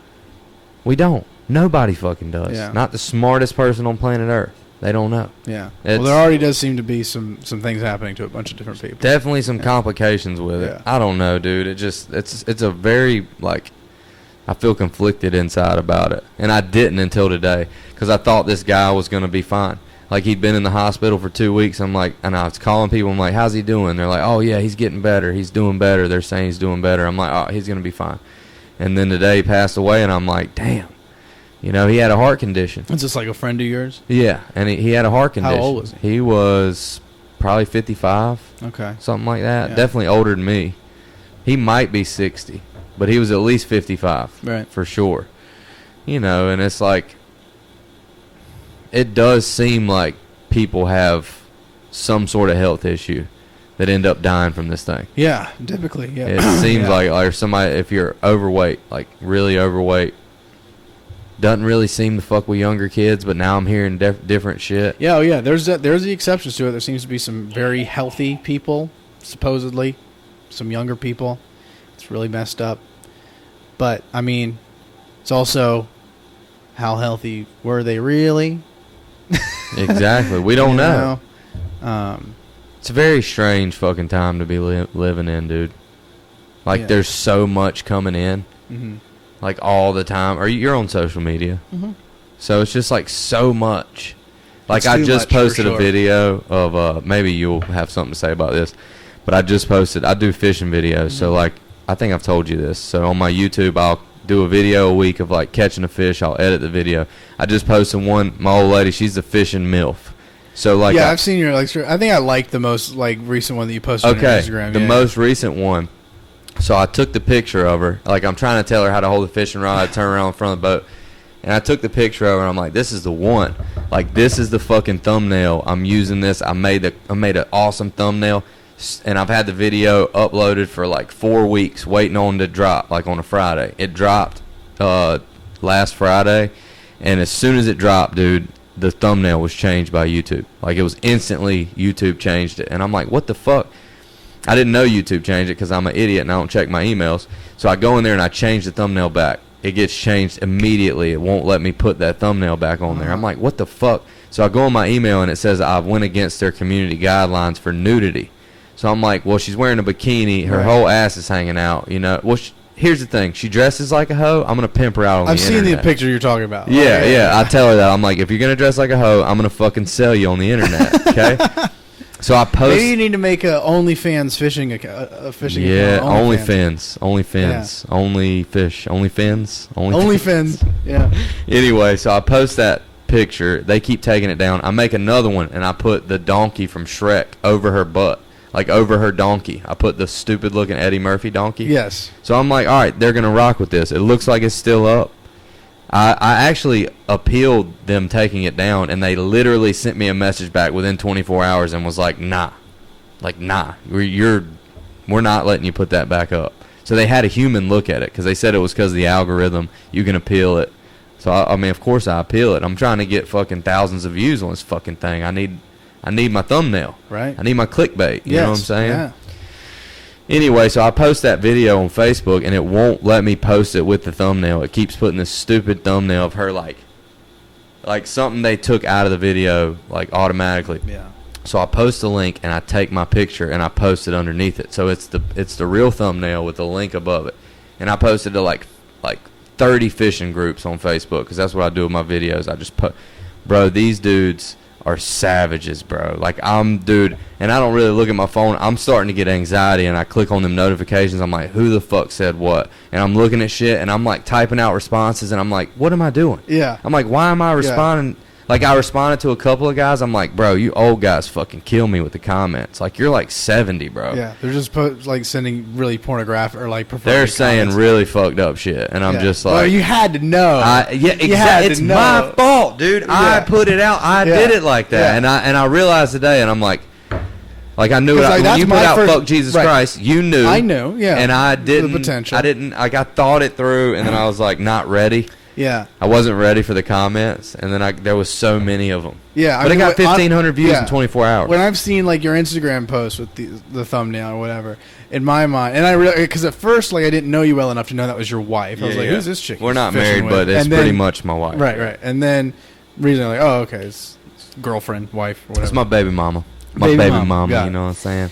And then that was the first thought in my head. I was like, man, I guess he just, like, Because like if that was my wife, I'd be like, yeah, I don't know if I want to like put her like that because there's gonna be all these dudes commenting. It was insane. Like I'm posting, dudes are gonna jack off to this for sure. 100%. I don't know if I want to subject my woman. Dude, to that. they were saying shit, dude. Like one guy was like, Betty. What did the guy say? But I was like, I guess Lex and his wife just don't give a shit. Yeah, no, that was my she's assumption. cool with it. Yeah. I'm cool with it. But this one guy, I was not cool with these comments, dude. The one guy was like, Betty likes to let other guys fuck her while he watches. And I'm like, bro, I'll fucking break your neck. That's what I'm thinking. I'm like, this dude's a loser. And then another guy's like, the things I do to that ass. That's what one guy said. I'm like, fuck, dude. And I looked at his shit. I'm like, oh, you're a big fat fuck. Yeah. You know, I'm just like, I mean, of course. Of course, you're just like me, dude, but you're fat. You know, you're just a savage. Yeah. You're a savage just like me. And I'll tell you one thing you might do with that ass. You might eat a fucking funnel cake off it. Hell yeah, dude. Eat a funnel cake off it, you fat fuck. Yeah. But I was just like, damn, you know, and then I realized, like, that's why I did it. I did it to get attention. It's an attention grabber. Like, I've gotten 20 new subscribers. You know what I mean? Yeah. Like, it's bumping my shit up. Like, that's the goal, dude. I don't want to work. I want to fucking make videos on YouTube, bro. If you want to traffic your wife on the internet, then fine. I'll sell my soul, dude, to get a fucking subscriber, dude. Fuck it. But I don't know, dude. I just, like, eventually I want to fish. I want to be I want to have a fishing TV show where I talk shit to motherfuckers and just have fun. That's my passion. My passion is really hunting and fishing. You know what I mean? I love talking to people and learning shit. And now I've gotten to a point where I don't dread doing comedy anymore. Yeah. Because I dreaded that shit. Like I've told you before, you've become very natural up there, and surprisingly quickly. I can't think of anybody I've seen develop that quickly. I was so nervous for so long. Like, literally, I did a show at Brass Kettle where I was nervous as fuck because I had, like, 8 of my friends there. And I was like, God damn, I got to do good tonight. Like, these idiots brought their girlfriends to see this shit. And, like, my old lady's there. Like, there's tons of people here I know. And I got so nervous. And then I started trashing some dude in the front row. And the nervousness left me. I did a show at Cadillac Ranch. I sat up there for 17 minutes with a cowboy hat on, like with a fucking badass Stetson hat. And I did 17 minutes of just talking shit. And something changed. And I was just like, of course, I still get nervous. Yeah. But like, it doesn't show. It doesn't show, and I don't get near as nervous as I did before. It's like, bro, if I eat shit, nobody's gonna fucking really remember anyway. I might remember. But I don't know, dude. I just feel less pressure. Like, less pressure on stage. I put way too much pressure on myself at first. I'm like, you have to be good at this. You have to be. Because that's how I've always been. Like, I've always been like, if I'm not good at something, I'm going to be good at it. I'm not going to let you beat me. Like, that's how I've always been my whole life. And I don't know if my dad kind of trained me that way. He's like, my dad always told me growing up, if you're going to be a trash man, you be the best fucking trash man you can be. That's always been my grandpa. Same mentality, dude. Like, if you're doing yard work, anything you think might not matter, you be the best at that shit. And you make it matter, you know? Yeah. And so, I don't know. I put too much pressure on myself at first, and now I kind of feel like I'm comfortable enough to try some shit on stage. Yeah. And if it eats shit, you know, if I suck a dick, you know, it is what it is. Right, you're just learning. I'm just learning, bro, and I haven't been doing it long at all, you know, but I'm glad you said that because that was the goal, like, get comfortable on stage. And I've done that by sitting on the stool. Like, that's how I've done it because when I get up, I get way too goddamn hype. Like, when I stand up off that stool, I can literally feel, like, my shit goes, whoosh, and I'm just like, bah! Like, I just want to fucking go crazy when I stand up there. And I'm getting to the point where I know I can. Like, I know I can stand up and tell my jokes. But something about sitting on the stool has allowed me to think. I'm telling you, dude, I'm fucking retarded. Like, I can't think correctly when I'm, like, amped. It's like when I get amped up real easy, like, over shit. Like, if something happens, I fucking start getting amped over it. Like, if fish are biting or whatever. Ducks are flying in. I got my fucking shotgun. I'm, like, fucking amped. And, like, I have to remain calm on stage to be able to think. To be able to deliver my jokes the way I want to deliver my jokes and not like an over-eager piece of shit that I really am in real life. You know, I'm like really over-eager. And it's not anxiety. I think it's just like I'm just like stoked about shit most of the time. It's weird, dude, but I get stoked about shit. And I just can't hide it. And like it is who I am, and I accept that. But like on stage at this point when I'm doing comedy, I have to be calm. It's the only fucking way I can think, dude. Yeah. It's the only way. You're like a chill cowboy when you sit on that stool. Dude, I felt like such a chill cowboy that would probably butt fuck another cowboy at some point if he had to, you know? Yeah. See, a fucking Brokeback Mountain ruined cowboys for me, dude. Ruined it. Brokeback Mountain made cowboys for me. It did it? Like, because, you know, they have to butt fuck each other. Yeah. That's all there is out. It's the only hole out there, dude. That's it. Yeah. But, yeah, I don't know. Something changed. Did you ever feel like in comedy, like, you got to a point where do things change constantly in comedy for you? Like, how you feel on stage? Or do you do certain, like, switches go off at some points and you're just like, oh, this is more my style to do it like this? Or maybe I need to do this joke a different way? Or, like, did you ever feel uncomfortable on stage at all? So when I first started, I mean, I was 17, and I feel like I was way too like cocky and high energy and too fast paced with my words, and also just not as good of a writer, or a performer. Like there was definitely like a nervousness, and I didn't have the delivery down to that great of an art yet, and I think just I slowly developed to where I became a little, like I was more comfortable slowing things down a bit and changing the energy and changing the delivery and just experimenting more. And I got very loose and took wilder risks and also just did things that just, you know, I would have never thought of doing, or like I've never seen anybody do in stand-up comedy before, just playing around so much, and I just because I developed a comfortability with going up so many times.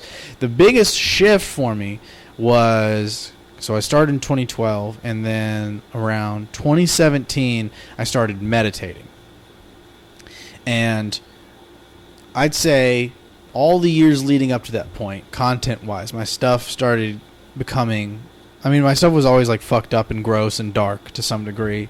And I think like towards the end, prior to this meditation thing, because I was getting really depressed in a really dark place. And my shit was just so fucked up. It was like a lot of it was really hard to listen to. And I was just like, I was a professional at murdering the energy in the room if I wanted to. And I usually wanted to because I hated myself and I hated the world. Right. And so, and I, like I said, I recorded all these sets, and I would make these compilations, like hour-long compilations. Like this is the one from 2016, and it seems like it's kind of normal, balanced stuff that I've been doing the past few years. And 17 is like, okay, this is really dark. This is like, it's kind of the same thing, but you just see it become darker. And then when I started meditating, towards the end of 2017, and I put together the compilation of the stuff I was doing in 2018. It was very weird how, like, it stayed that same amount of darkness in terms of content-wise, maybe even went a little darker, but it became simpler and sillier. And there was something in that where, like, the adjustment period there, because the whole thing in meditation is just becoming aware of yourself and the world around you. And there was this period in, like, this initial becoming aware of myself, where like I'd go up and I'd do some of these sets that were just so, I would just say the worst things I could think of. It was like a improv jazz session. It was like, all right, in 4 minutes, I'm just, without planning it, I'm just going to say the worst things imaginable. I might have a set on that I recorded on my phone from 2017 that I'll just play before I leave. I want to see it. And I would, you know, keep it together on stage, walk off, and I walk in this wave of energy. Where, like, before, I'd walk off stage like a sociopath after that. Like, that was fun, you know, that I started walking off stage after I started meditating for a bit. And I walk off after these and just have this wave of, like, holy fuck, what the fuck is wrong with me? You know, like, I am the devil. Like I'm like awful. What the fuck? What is compelling me to say this? And then as I just kept going up and like feeling that and doing it, it's just like I didn't feel compelled to change the content. Like, well, I'm just not going to talk about these dark subjects because that felt wrong to not do that. But it was like I don't feel so sad or depressed anymore. It's kind of lifting away. and I want to be happy, and like what if I'm like giving very silly happy delivery when I'm talking about school shooters and child rape, you know what I mean? And like that's like raping retards. That's the 28. That's the funniest thing about it is how you deliver it to me, because I never saw your old stuff. But the funniest thing about it is your energy.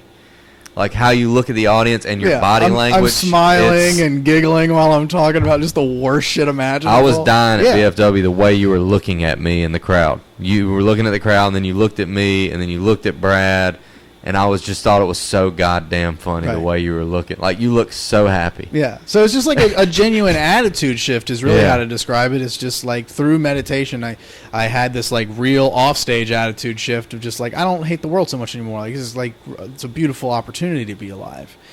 And then that translated to the art where it's like, you know, I still want to talk about this fucked up stuff, and it's really fun to talk about it. And like, I genuinely have always got, and that was why I did it in the first place, because it always, these dark places, if you do it right, you can elicit these really deep belly laughs. Because I think that in like my comedy theory, and I think a lot of people's comedy theories, like these darker places, if you can find the humor in that, like, you can make people laugh in their throat and make them giggle and chuckle and stuff, and I like doing that too. But it's the deep belly laugh is what I'm at. People who are like put people on the brink of. I love myself to laugh as if I'm on the brink of insanity, you know, where you laugh so hard you don't know if you're gonna stop laughing. And it kind of gets scary and your body aches. You know, like I love it. You do that for me. I mean, God damn it, dude! You do that for me. Well, it makes me feel really good when I manage to like successfully get those laughs after tightrope walking on subjects like that, and especially, I mean, I do typically find myself making comics laugh. 100%. More comic, dude. When you go on stage, comics all come inside. Yeah, they all want to hear your set because they know you're gonna push the fucking limit of what comedy is, and that makes me feel good despite having so much trouble. Because like, as much as I enjoy being like the comics comic, I also do want to do well and have a career in this, and there's this really difficult thing for me to navigate, especially like post this shift where like a lot of people have been doing comedy alongside me, like bookers, club owners, room owners or whatever, and even fellow comics, like they haven't picked up on the like difference in this shift like I have and others have. And they still think I am like this 17-year-old kid that's just trying to be like a piece of shit and walk people out of the room and ruin the business. And it's like, that's not what I'm trying to do anymore. I certainly want to walk the line, take the risks, and visit these subjects. I certainly do want to do that. But it is my goal for it to go well and have fun at the risk of it not going well, because I am talking about dangerous shit. For sure. But it's like that. It's doing that dangerous shit. It's like worth the risk of getting those much deeper laughs to me.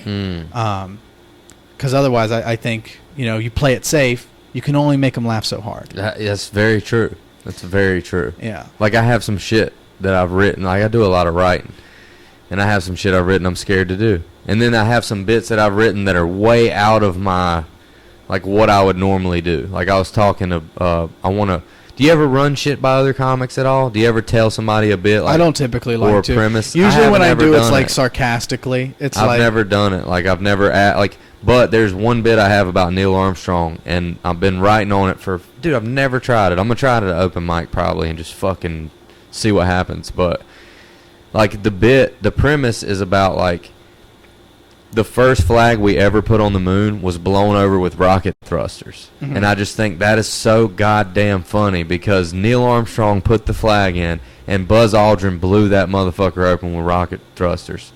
And, like, dude, if you think about it, like, the whole process of that happening, it had to have been fucked up. Like, it had to have been, like, Neil Armstrong and Buzz Aldrin, like, fighting over who's gonna fucking go on to the moon first, bro. You're the first fucking human being to ever set foot on the moon. Are you going to let me do it? Are you going to let me do it? Or is there going to be something that ensues? Yeah.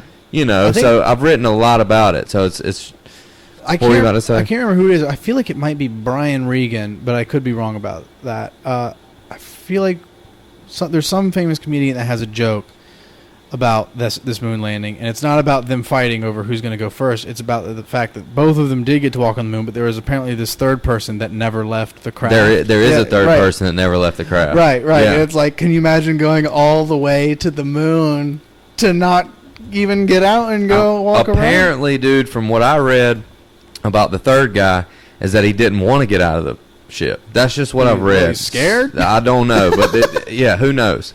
But it's just so funny to me that they blew that flag. Like, you motherfuckers went all the way to the moon to pull your dick out and put the American flag first before Russia. But just that whole, like, it's history. So I've never really done a bit like that. I do a lot of current events. Yeah. Like, I'll talk about, like, I'm trying to think of something with Ron Jeremy because he just raped a bunch of people. Yeah. And I'm just like, God damn, there has to be something funny there. You're talking about a porn star, right. and he fucked a bunch of kids. Or underage girls, really? like 14-year-old girls. So he did this recently, or it's come up recently? I don't know. I haven't done enough research about it. It has come up recently for sure. Yeah. I don't know if he did it recently or what. But, I mean, I usually will fuck around with current events. I like to do that because I like to let the crowd know, like, this just happened and I've got some jokes about it. Like, this isn't really rehearsed. Like, I haven't done this a million times. Yeah. I like doing shit like that. But I was that particular bit, like, I've written a lot of shit about it, and I wanted to run it by a comic and see what they thought was funny. Or do I have anything here? And I guess really the only way to know is to do it on stage. I mean, the only way to truly know. Yeah. But it's just one of them bits that I've second guessed. And then, like you're saying, I got a lot of fucked up shit that I've written that I've been scared to do on stage. You were hitting on some shit that I was writing about retards and consent. Mm-hmm. Like, I had no clue that was a real thing. Like, what you were talking about, Disney World? No, it was just a friend of mine in Los Angeles who worked for Disney Channel shows. Yes. Yeah. It was like she worked with talent, and she heard me do this joke and then informed me that so some of them who That's are hilarious. Retarded, they have that written in their contract whether they can consent, in terms of business deals and stuff. Yeah. But it translates to sex. But just the fact that you do that on stage, I'm just like, wow, that's awesome. I'm glad you asked me to do the podcast because I was getting to the point of asking you, and I'm like, I saw you on Brad's, and I was like, that's my fucking green light to ask this motherfucker. Yeah. If he went on Brad's, he'll come on mine. You know what I mean? Yeah. Oh, dude, I'm always down to podcasts. Yeah. I like it. And it's cool because, I get to know you, and I got to know Jack on the podcast, too. Yeah. And I didn't really know Jack. I just know he's this sweetheart of a guy, and I'm just like, love Jack. But, I actually get a chance to sit down and get to know you, and we're not, all antsy because we're about to go on stage. Go on stage, and we're not limited. We also don't have, other people around us. All right, I got to go make my rounds or whatever. Yeah, no, I love a nice, good, uninterrupted conversation. In the podcast, it's a perfect format for, first of all, we're the type of people that have, this anxiety about not doing something creative. It's honestly, a bare minimum creative thing. It's it's certainly in it. We're doing it. We're making a product right now. And we're also getting to engage in this tunnel vision type one-on-one conversation, and it's so genuine. It's just, I love being on podcasts. I always consider starting my own because how much I like these, but I don't think I want my own. I just prefer being a guest. Being a guest is awesome. Yeah. I'd never really been I've been a guest on Louis T's podcast, but when I went on Talk Spicy TV, I had no clue I was going to talk to them about the first time I ever smoked crack on there. And it was just I was like, fuck it, dude. Let's talk about it. I've smoked crack one time and went to jail, and I'm like, perfect fucking time to talk about it. On these people's podcasts I barely know. Right. Fuck it. Who cares? And I talked to them about that, and I was like, this is dope to be a guest on a podcast. I just thought it was cool because I've never really done other people's podcasts before. Right. I don't know, dude. It's good when you have a good host that can carry a conversation. Oh, dude, you've been great, man. It's just, it was easy for me to go on their podcast because they were so fucking. And I'm in a fucking rap video now, dude. My first fucking rap video I've ever been in. So Young Glad, I don't know if you know who he is. Mm-mm. So he's a rapper and he does that podcast. Well, he hit me up and he's like, "Hey, dude, learn this song and I want you to be in a music video." And he sent it to me the day before. And I'm like, all right, cool. It's just probably fucking 4 minutes. I'm like, there's probably a little bit of talking. It's a freestyle, dude. It's a 4-minute freestyle with no hook. Oh, So God. like I went to Hilton. Honestly, as soon as I heard 4 minutes, I was like, that could be dense. Bro, yeah, dude, it was no hook. There was no hook in the song. He's like, just learn as much as you can. I was like, cool, so what are we doing? He's like, oh, we're doing it like a podcast. So you're going to come to my studio, and we're going to sit down the same way we did the podcast, and you're going to rap my song to me. And I'm going to rap it, and then his wife raps it, and another dude raps it. So there'll be cuts of me rapping his song to him about selling crack and getting locked up for it, which I thought was dude had like some really ill shit in the song. I was just like, this is fucking, like, I didn't know. He's like, dude, this song's 10 years old. It was back when he was a real savage, and his music video guy heard the song and was like, we got to have a video for this. It's a hard-ass song, you know? And I was just like, God damn, I rode back 6 hours from Hilton Head, and I listened to it on repeat. And I finally got it, and I was like, let's fucking do it. Went to his studio, and I've always wanted to be in a rap video. But I've always wanted to be, like, on the roof of a car kicking through a windshield during the rap video. Yeah. Or, like, doing a wheelie on a dirt bike down the street or something, you know? Like, that's what I told him. I said, shooting a duck. Yeah, I said, next time, dude, y'all come on my boat. We'll go on an island and set fire to something for a rap video. Yeah. That's maybe I'll make a duck hunting song, and then we'll make a rap video of us duck hunting. Bro, I got that boat that you walk past. I got a blind, all kinds of shit. I got all the duck shit that you could ever fucking want. I got 2 fucking ducks right behind you, dude, just looking at you right now, staring at you. You see them? Oh, wow. Yeah, dude, they got my back. They've been watching you. But yeah, dude, I love, like, rap. Okay, hold on. Look, we got to talk about your rap shit. Okay. Camboi Smif. Where the fuck did this come from? When did you decide to do that? I don't want to end the podcast before talking about it. Okay, yeah, no, totally. I got nowhere to go, man. Because my mind was blown, dude. Because I'm like, you're the last person I would look at and think rapper. Right. You know what I'm saying? Yeah. And then when you told me, I'm like, oh, kind of makes sense. This dude speaks, like, you can tell you're sharp. You know, and you can do whatever you fucking set your mind to. How'd that come up? How'd you start doing that? So before I started doing comedy, I've made videos the longest. Like when I was 11, I started making videos like all the time on my video camera, and then maybe like within a year or two, I started putting them on the internet rather than just like these little direct to DVD things I've made with my friends. And I got really into that. I was constantly making like sketches and short films and sometimes like feature films, like just music. And then I decided I wanted to do for a sketch. I like to play characters a lot, so I wanted to make this rap character, Camboi Smif. Just take my name and change it a little bit. And I did this in 2011 when I was like 16, maybe 15. Oh 16. wow! Yeah. Camboi Smif's been around that long. Yeah. Wow, he's been around longer. I've been doing stand up. Wow. Yeah, just about like a year or two. Yeah. But and then so I did this one sketch. It was like during the summer, and you know, in high school, I had a bunch of people there. Like I was on the school news and stuff, and they gave me like a segment that I like self-produced called like Man on the Street. And 1 year I did, anyway, Man on the Street. And so a lot of kids at school like knew I made videos, and they like subscribed to my YouTube channel. So I remember coming back to school after that summer, and everyone just started calling me Camboi Smif because of that one sketch. And it was like I couldn't rap then. I couldn't make music. I just like took some beat from YouTube, and like the sketch was like I'm just some dumb white guy who's like trying to talk like he's black or whatever. And it's like offensive in that way. It's like a satire on the white rapper type.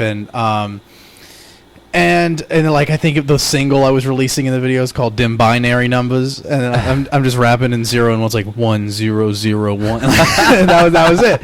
And then I like made some other sketches that were music videos. It was like I made music videos, but under the context that they're comedy sketches. So it was like I took the fact that I was bad at rapping and made that like part of it. And I just kept doing it. Like, and then my other friends of mine wanted to rap on songs too, so I'd like feature my friends, and after a while we had like a whole album's worth, and I just like put these shittily produced songs together and I put it out. People seemed to like it, and then I just like, I want to make more of that. And then I just made another album. I made a few music videos for it, and then I was like, I want to keep doing this, and I made another and another and another. How many albums do you have? So the first 2 aren't online anymore. Straight Outta Hell and White Devil, that's from 2012. That's from 2011, 2012, or 2012, 2013.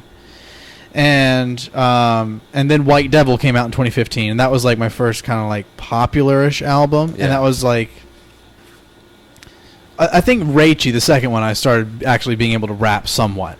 Like I finally had friends tell me like, this is actually like music. This isn't so you can rap. I'm like, okay. I didn't think I could still. And then White Devil, I think my rapping on that's bad, but people seem to really love that album. And it had that song I Love Nikki Heaton on it, which blew the fuck up because that's after that Instagram model, Nikki Heaton, and I don't know who that is. Look her up. She's got a big ass, but she's married now.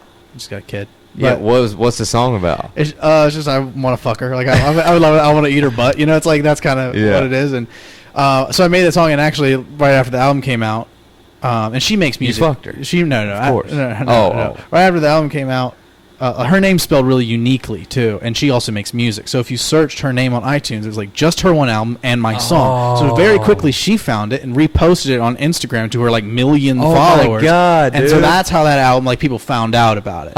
And it's got significantly more streams. However, I just recently took it down myself after the CGM album. So the album I made after White Devil, that's the big 30-track one with Fuck Jesus Christ, Taylor Swift, Go to Hell that I put out at the end of 2017.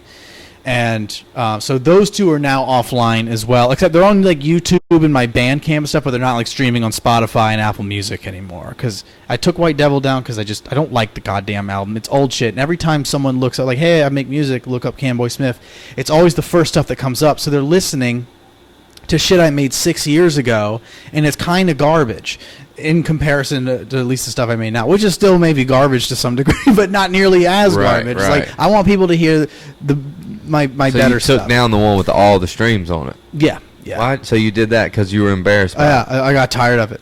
Yeah.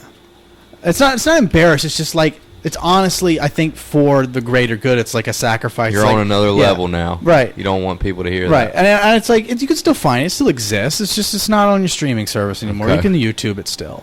And you can download it for free. How'd you make that decision? Because it's the thing that's been accumulating, and it actually, I think I did this before I took it down. People complained, and then I put it back up, and now I decided to take it down again. But no one's complained this time. I've had like one person hit me up and ask, "Did you take this down?" I was like, "Yeah." But then after that, after CGM,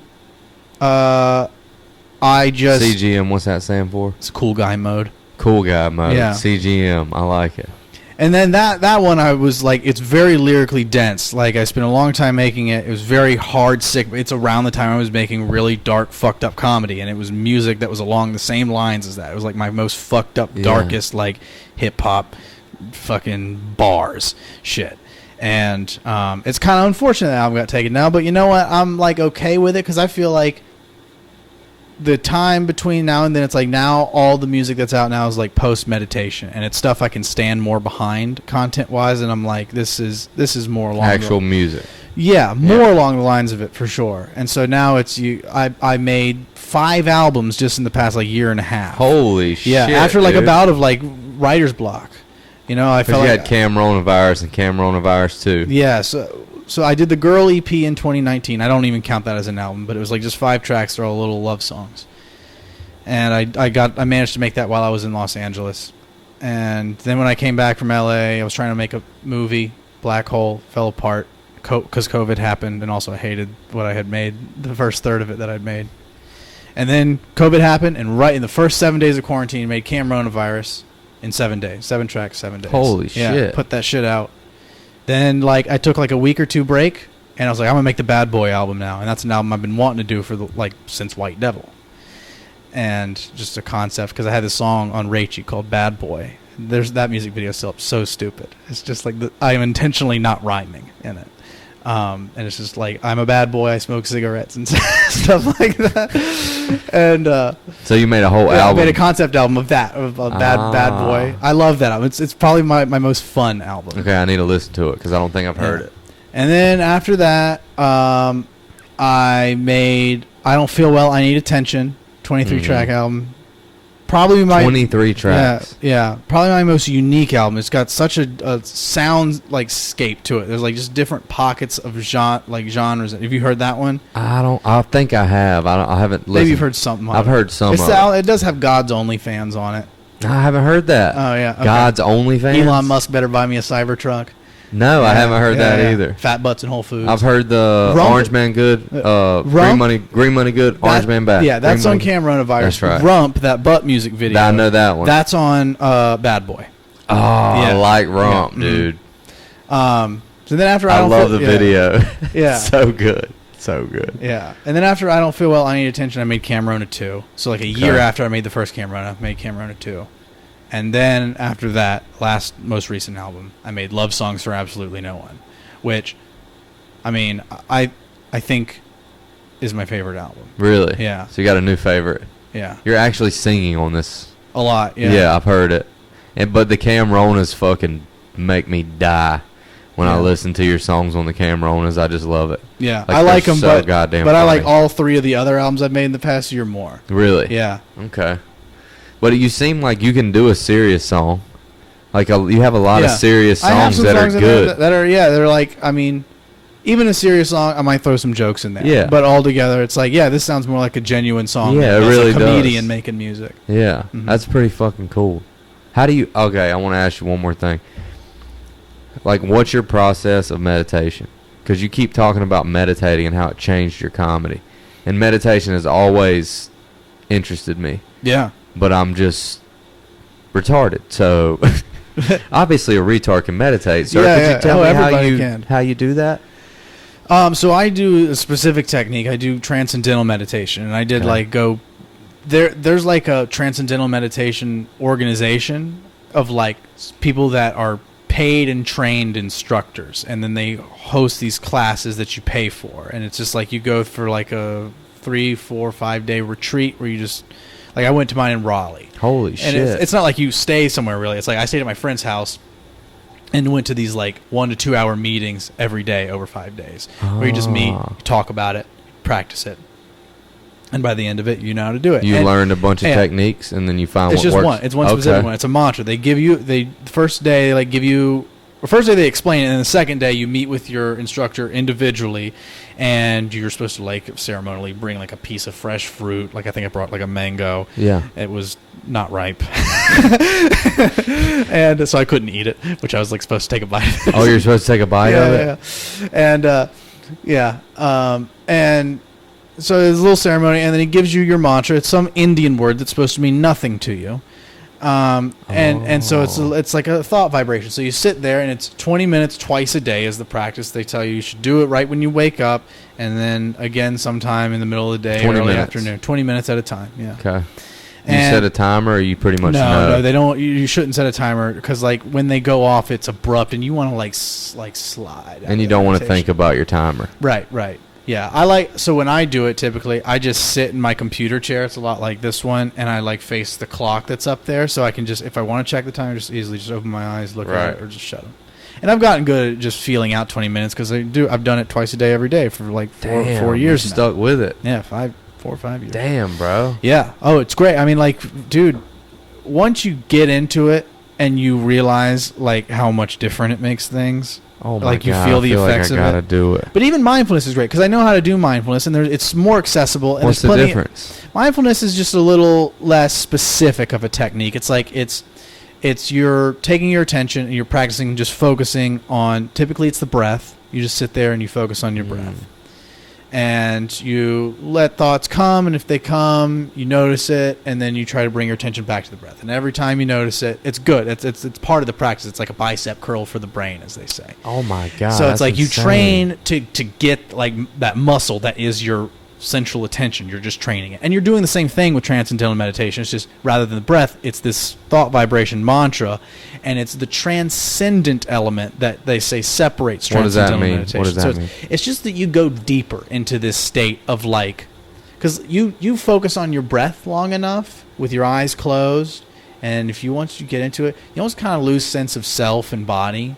So it's like the way the transcendental meditation instructors describe it, it's almost like think of your consciousness or like your experiences like an ocean, and like we're up here on the waves where there's like activity and thought and stuff, and where the water's moving, but It's like mindfulness drops you down into it a little bit, and so it's like you can kind of escape the waves and get into this calm. The transcendental, and I find this to be true, is when I use the mantra, and I think this is the difference, is because the breath or anything else you can choose to focus on is still of the body or of physical reality.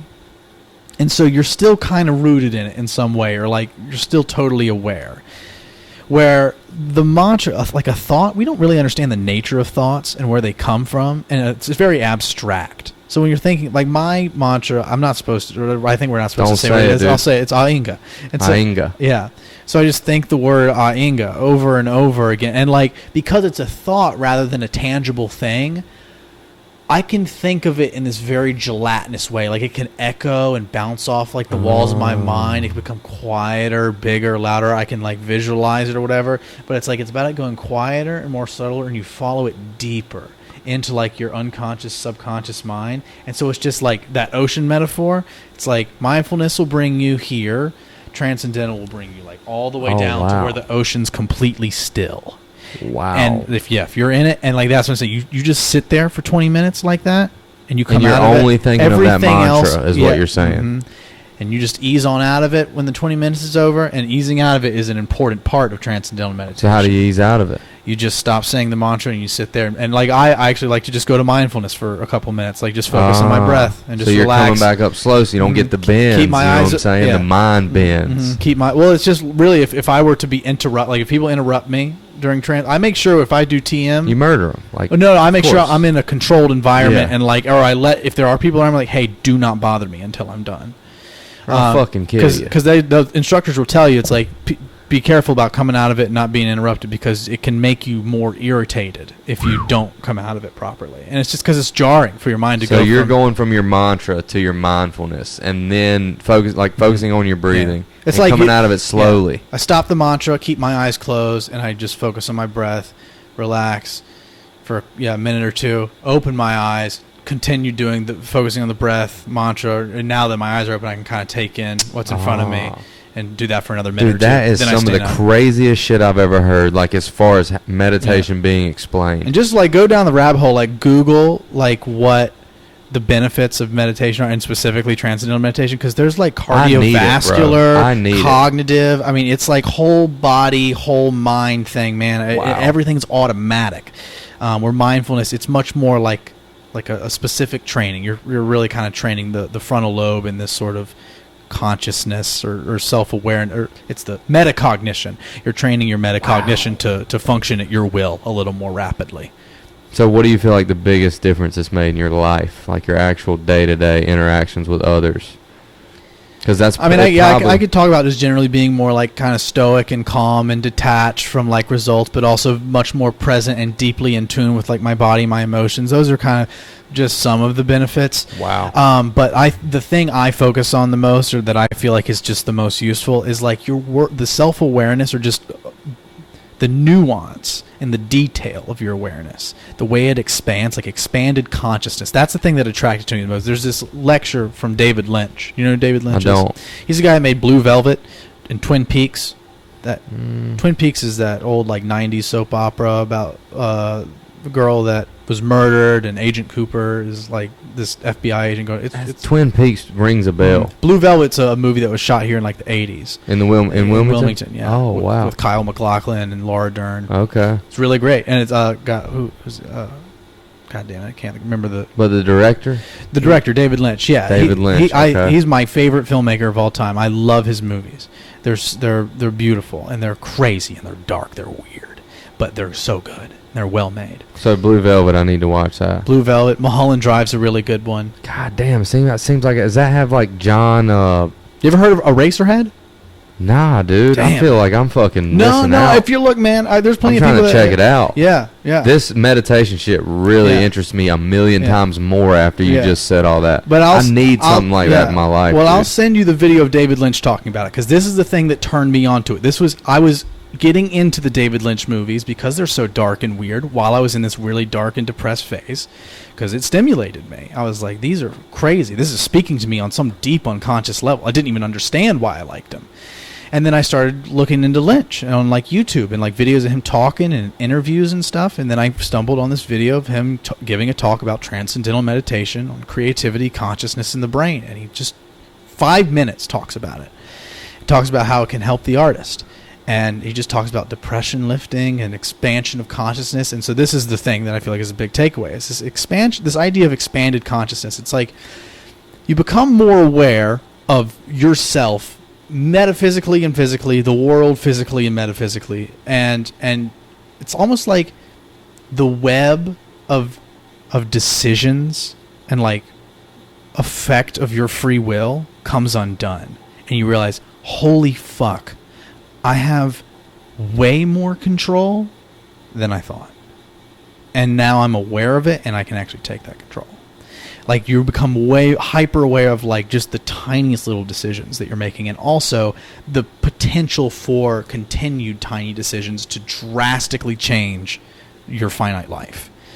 Oh my god, and dude. Like, I'm just like you know how you have these like moments, maybe like even on like psychedelics, where you think about how small you are, insignificant or finite you are in the context of that, and you kind of feel like self. So and it's very true that the effect that psychedelics have on the brain, they make all these different regions of the brain that don't normally communicate with each other suddenly synchronize, and that's why you feel so aware and on top of things. Holy shit. Meditation does the same thing, but slowly over the course of continued practice, and it does it in a way to where, like, unlike on psychedelics, you're not like drunk or fucked up, or like it's not unstable. It becomes very stable and it becomes your norm.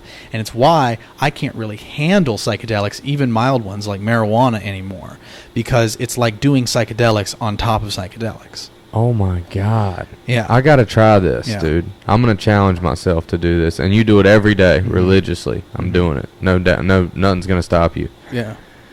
Look, I've had days where I've had such busy days I literally can't get 2 in, but I almost always at least get 1 in.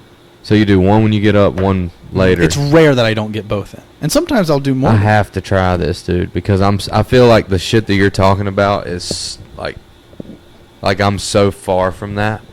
Like I feel like my self-awareness is just so few and far between. I don't know. You know, I'm real critical of self too, but yeah. Well, this help, and I need to do this, bro. Like I need to do. It's like kind of self-reflection. But your expansion of consciousness you're talking about, I do so much cool shit like in life that I feel like if I had that expansion of consciousness, it would just enhance the shit out of it. Meditation is the ultimate meta skill. It's like you'll become better at everything you do because you'll become more aware of all its moving parts and just the nuance of the art. You explain that so good. Yeah. Like that's goddamn, that's awesome. Like did you have to set reminders in your phone, or you just remembered to do it from the jump? I feel like I need to set some reminders in my phone to get me in. If that's what you got to do to start, I don't think I ever had to do that so much. I did, but like when I first started, before I did TM, I was using an app to do mindfulness because it was more accessible, and I didn't want to pay for like I knew about transcendental meditation and I was interested in it. I was like, man, I don't want to put down the money to go learn it from a professional. How much was it? I got it from the student discount, and it was like I had to pay altogether. It was like $500. But that's exactly the number I was thinking. Yeah, I may. Otherwise, it's like $1,000, and it helped you a lot. Yeah, and you can make it in payments too. And I think even too, they'll make arrangements with you if you're like, I genuinely don't have the money. They might do it for free. Like I've heard that. They want you to. Yeah. Dude, this shit sounds amazing. Mm-hmm. Like it's work. I mean, you have to put in the time and the other thing too is if you pay for it. I have not used this yet. I almost did. You can get free tune-ups at any point in your life. Like you can go meet with an instructor, be like, "Hey, I'm not sure if I'm still doing it right. Can you just kind of help dial me in?" You know, like or like you can. How do you become an instructor of that shit? You gotta probably go through like extensive classes and learn the theory and think how good they are at it. Maybe they've got to be right. Honestly, I feel like it's possible. There's plenty of people that are just students that are better at doing it than some of them. Really? Yeah. Yeah. So it probably doesn't have shit to do with anything that we can, like, it probably doesn't have shit to do with them being an instructor, like being better at it. Yeah. And also, it's also being better at it is not like, even a thing. They'll tell you, like, don't have your meditation and judge it. Like, that was a bad one or that was a good one. However, and I try not to do that. But however, I do know the difference of like when I was doing it properly and when I was just heavily distracted. So it's called transcendental meditation. Mm-hmm. So I'm going to do some research about it, but I really want to. So do you think I should just start out with the mindfulness? Yeah, there's 2 apps I recommend that like you. Hey. Sorry, I'm keeping them for so long. Nah, they just got home. He just wanted to say, hey. There's 2 apps, you said. Where's my phone? That have like some free courses. Yeah, and then there's like a paid version. And then the paid versions are like what? Like they could be anywhere $10 a month, $15 a month, something like that. One of them is 10%. It's called 10%, and that one's designed for meditation for skeptics or novices, people that don't believe they can do meditation. People that are brand new. I honestly recommend their first 7-day thing because it makes it so simple. Then there's Sam Harris's app.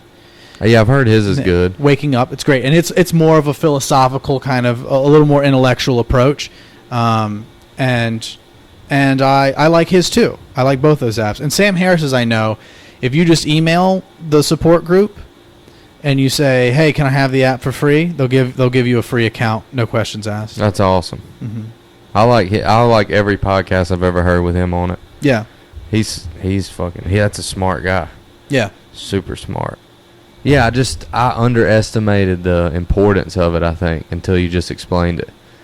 Like, I'm a person who needs that. Yeah. Like, I need to have that mindfulness because I'm real quick to just, just act out or, just act off impulse, So, yeah, my suggestion would be to start with these apps and just, like, kind of get that sort of entry level and just know, like, as good as this might make you feel, just know, like, if you're like, man, I want the real, because this is what happened to me. It's like I did this, and I was like, this is nice. I like this, and I could do this. I could totally make meditation part of my practice. However, if I'm going to do that, if I'm going to take time out of my day to do it, I want to get the real deal. I'm going to pay for it. And that's why I went to learn TM. And it was totally worth it. And here's the thing, man. I feel confident in my ability to teach it to you, but I have also attempted to do that with other people, and none of them have continued doing it. And I feel like there is something to putting down the money, making that investment, and having that experience of learning it from an instructor that almost makes everything settle and resonate a little bit more, because they have been trained to teach it.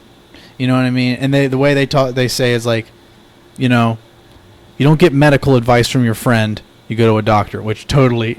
We just gave each other medical advice. Right, which is totally the opposite of what we were talking about. Like, I hate doctors and scientists. I'm not ever fucking going to one. So you know what? Maybe I will teach you TM. It'll be better than those fucking faggot instructors.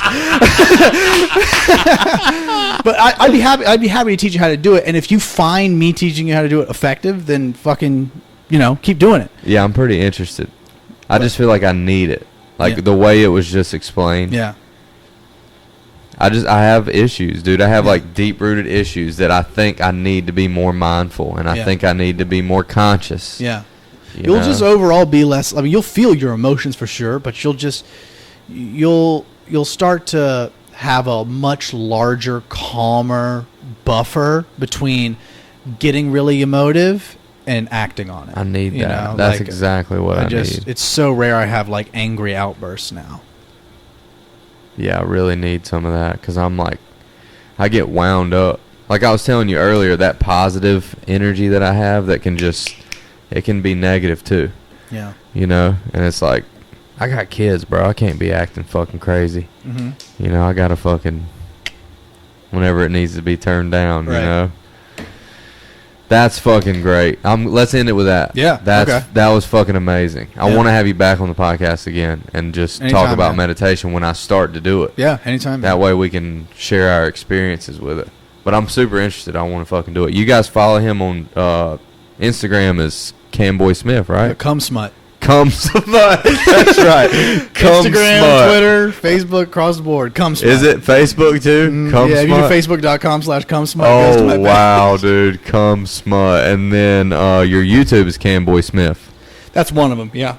What's the other ones? If you do youtube.com/Cameron Smith Films, that's like my page with my sketches and like my comedy. And goddamn, I didn't know about this. Or here's a really easy one. You can find the films, music, and comedy stuff if you go to CameronFuckingSmith.com. Dude, Jesus Christ. You continue to blow my fucking mind, dude. Thanks for coming on the podcast. Thanks, man. Thank you for having me. Thank you guys for watching. You guys go subscribe to his channel and subscribe to mine too. Later. CameronFuckingSmith.com. That's fucking fantastic. Dude, that was a lot of fun, man. Dude, that was awesome. awesome. Was that like 2 hours? It was, dude. I really didn't feel like it was 2 hours. No, dude.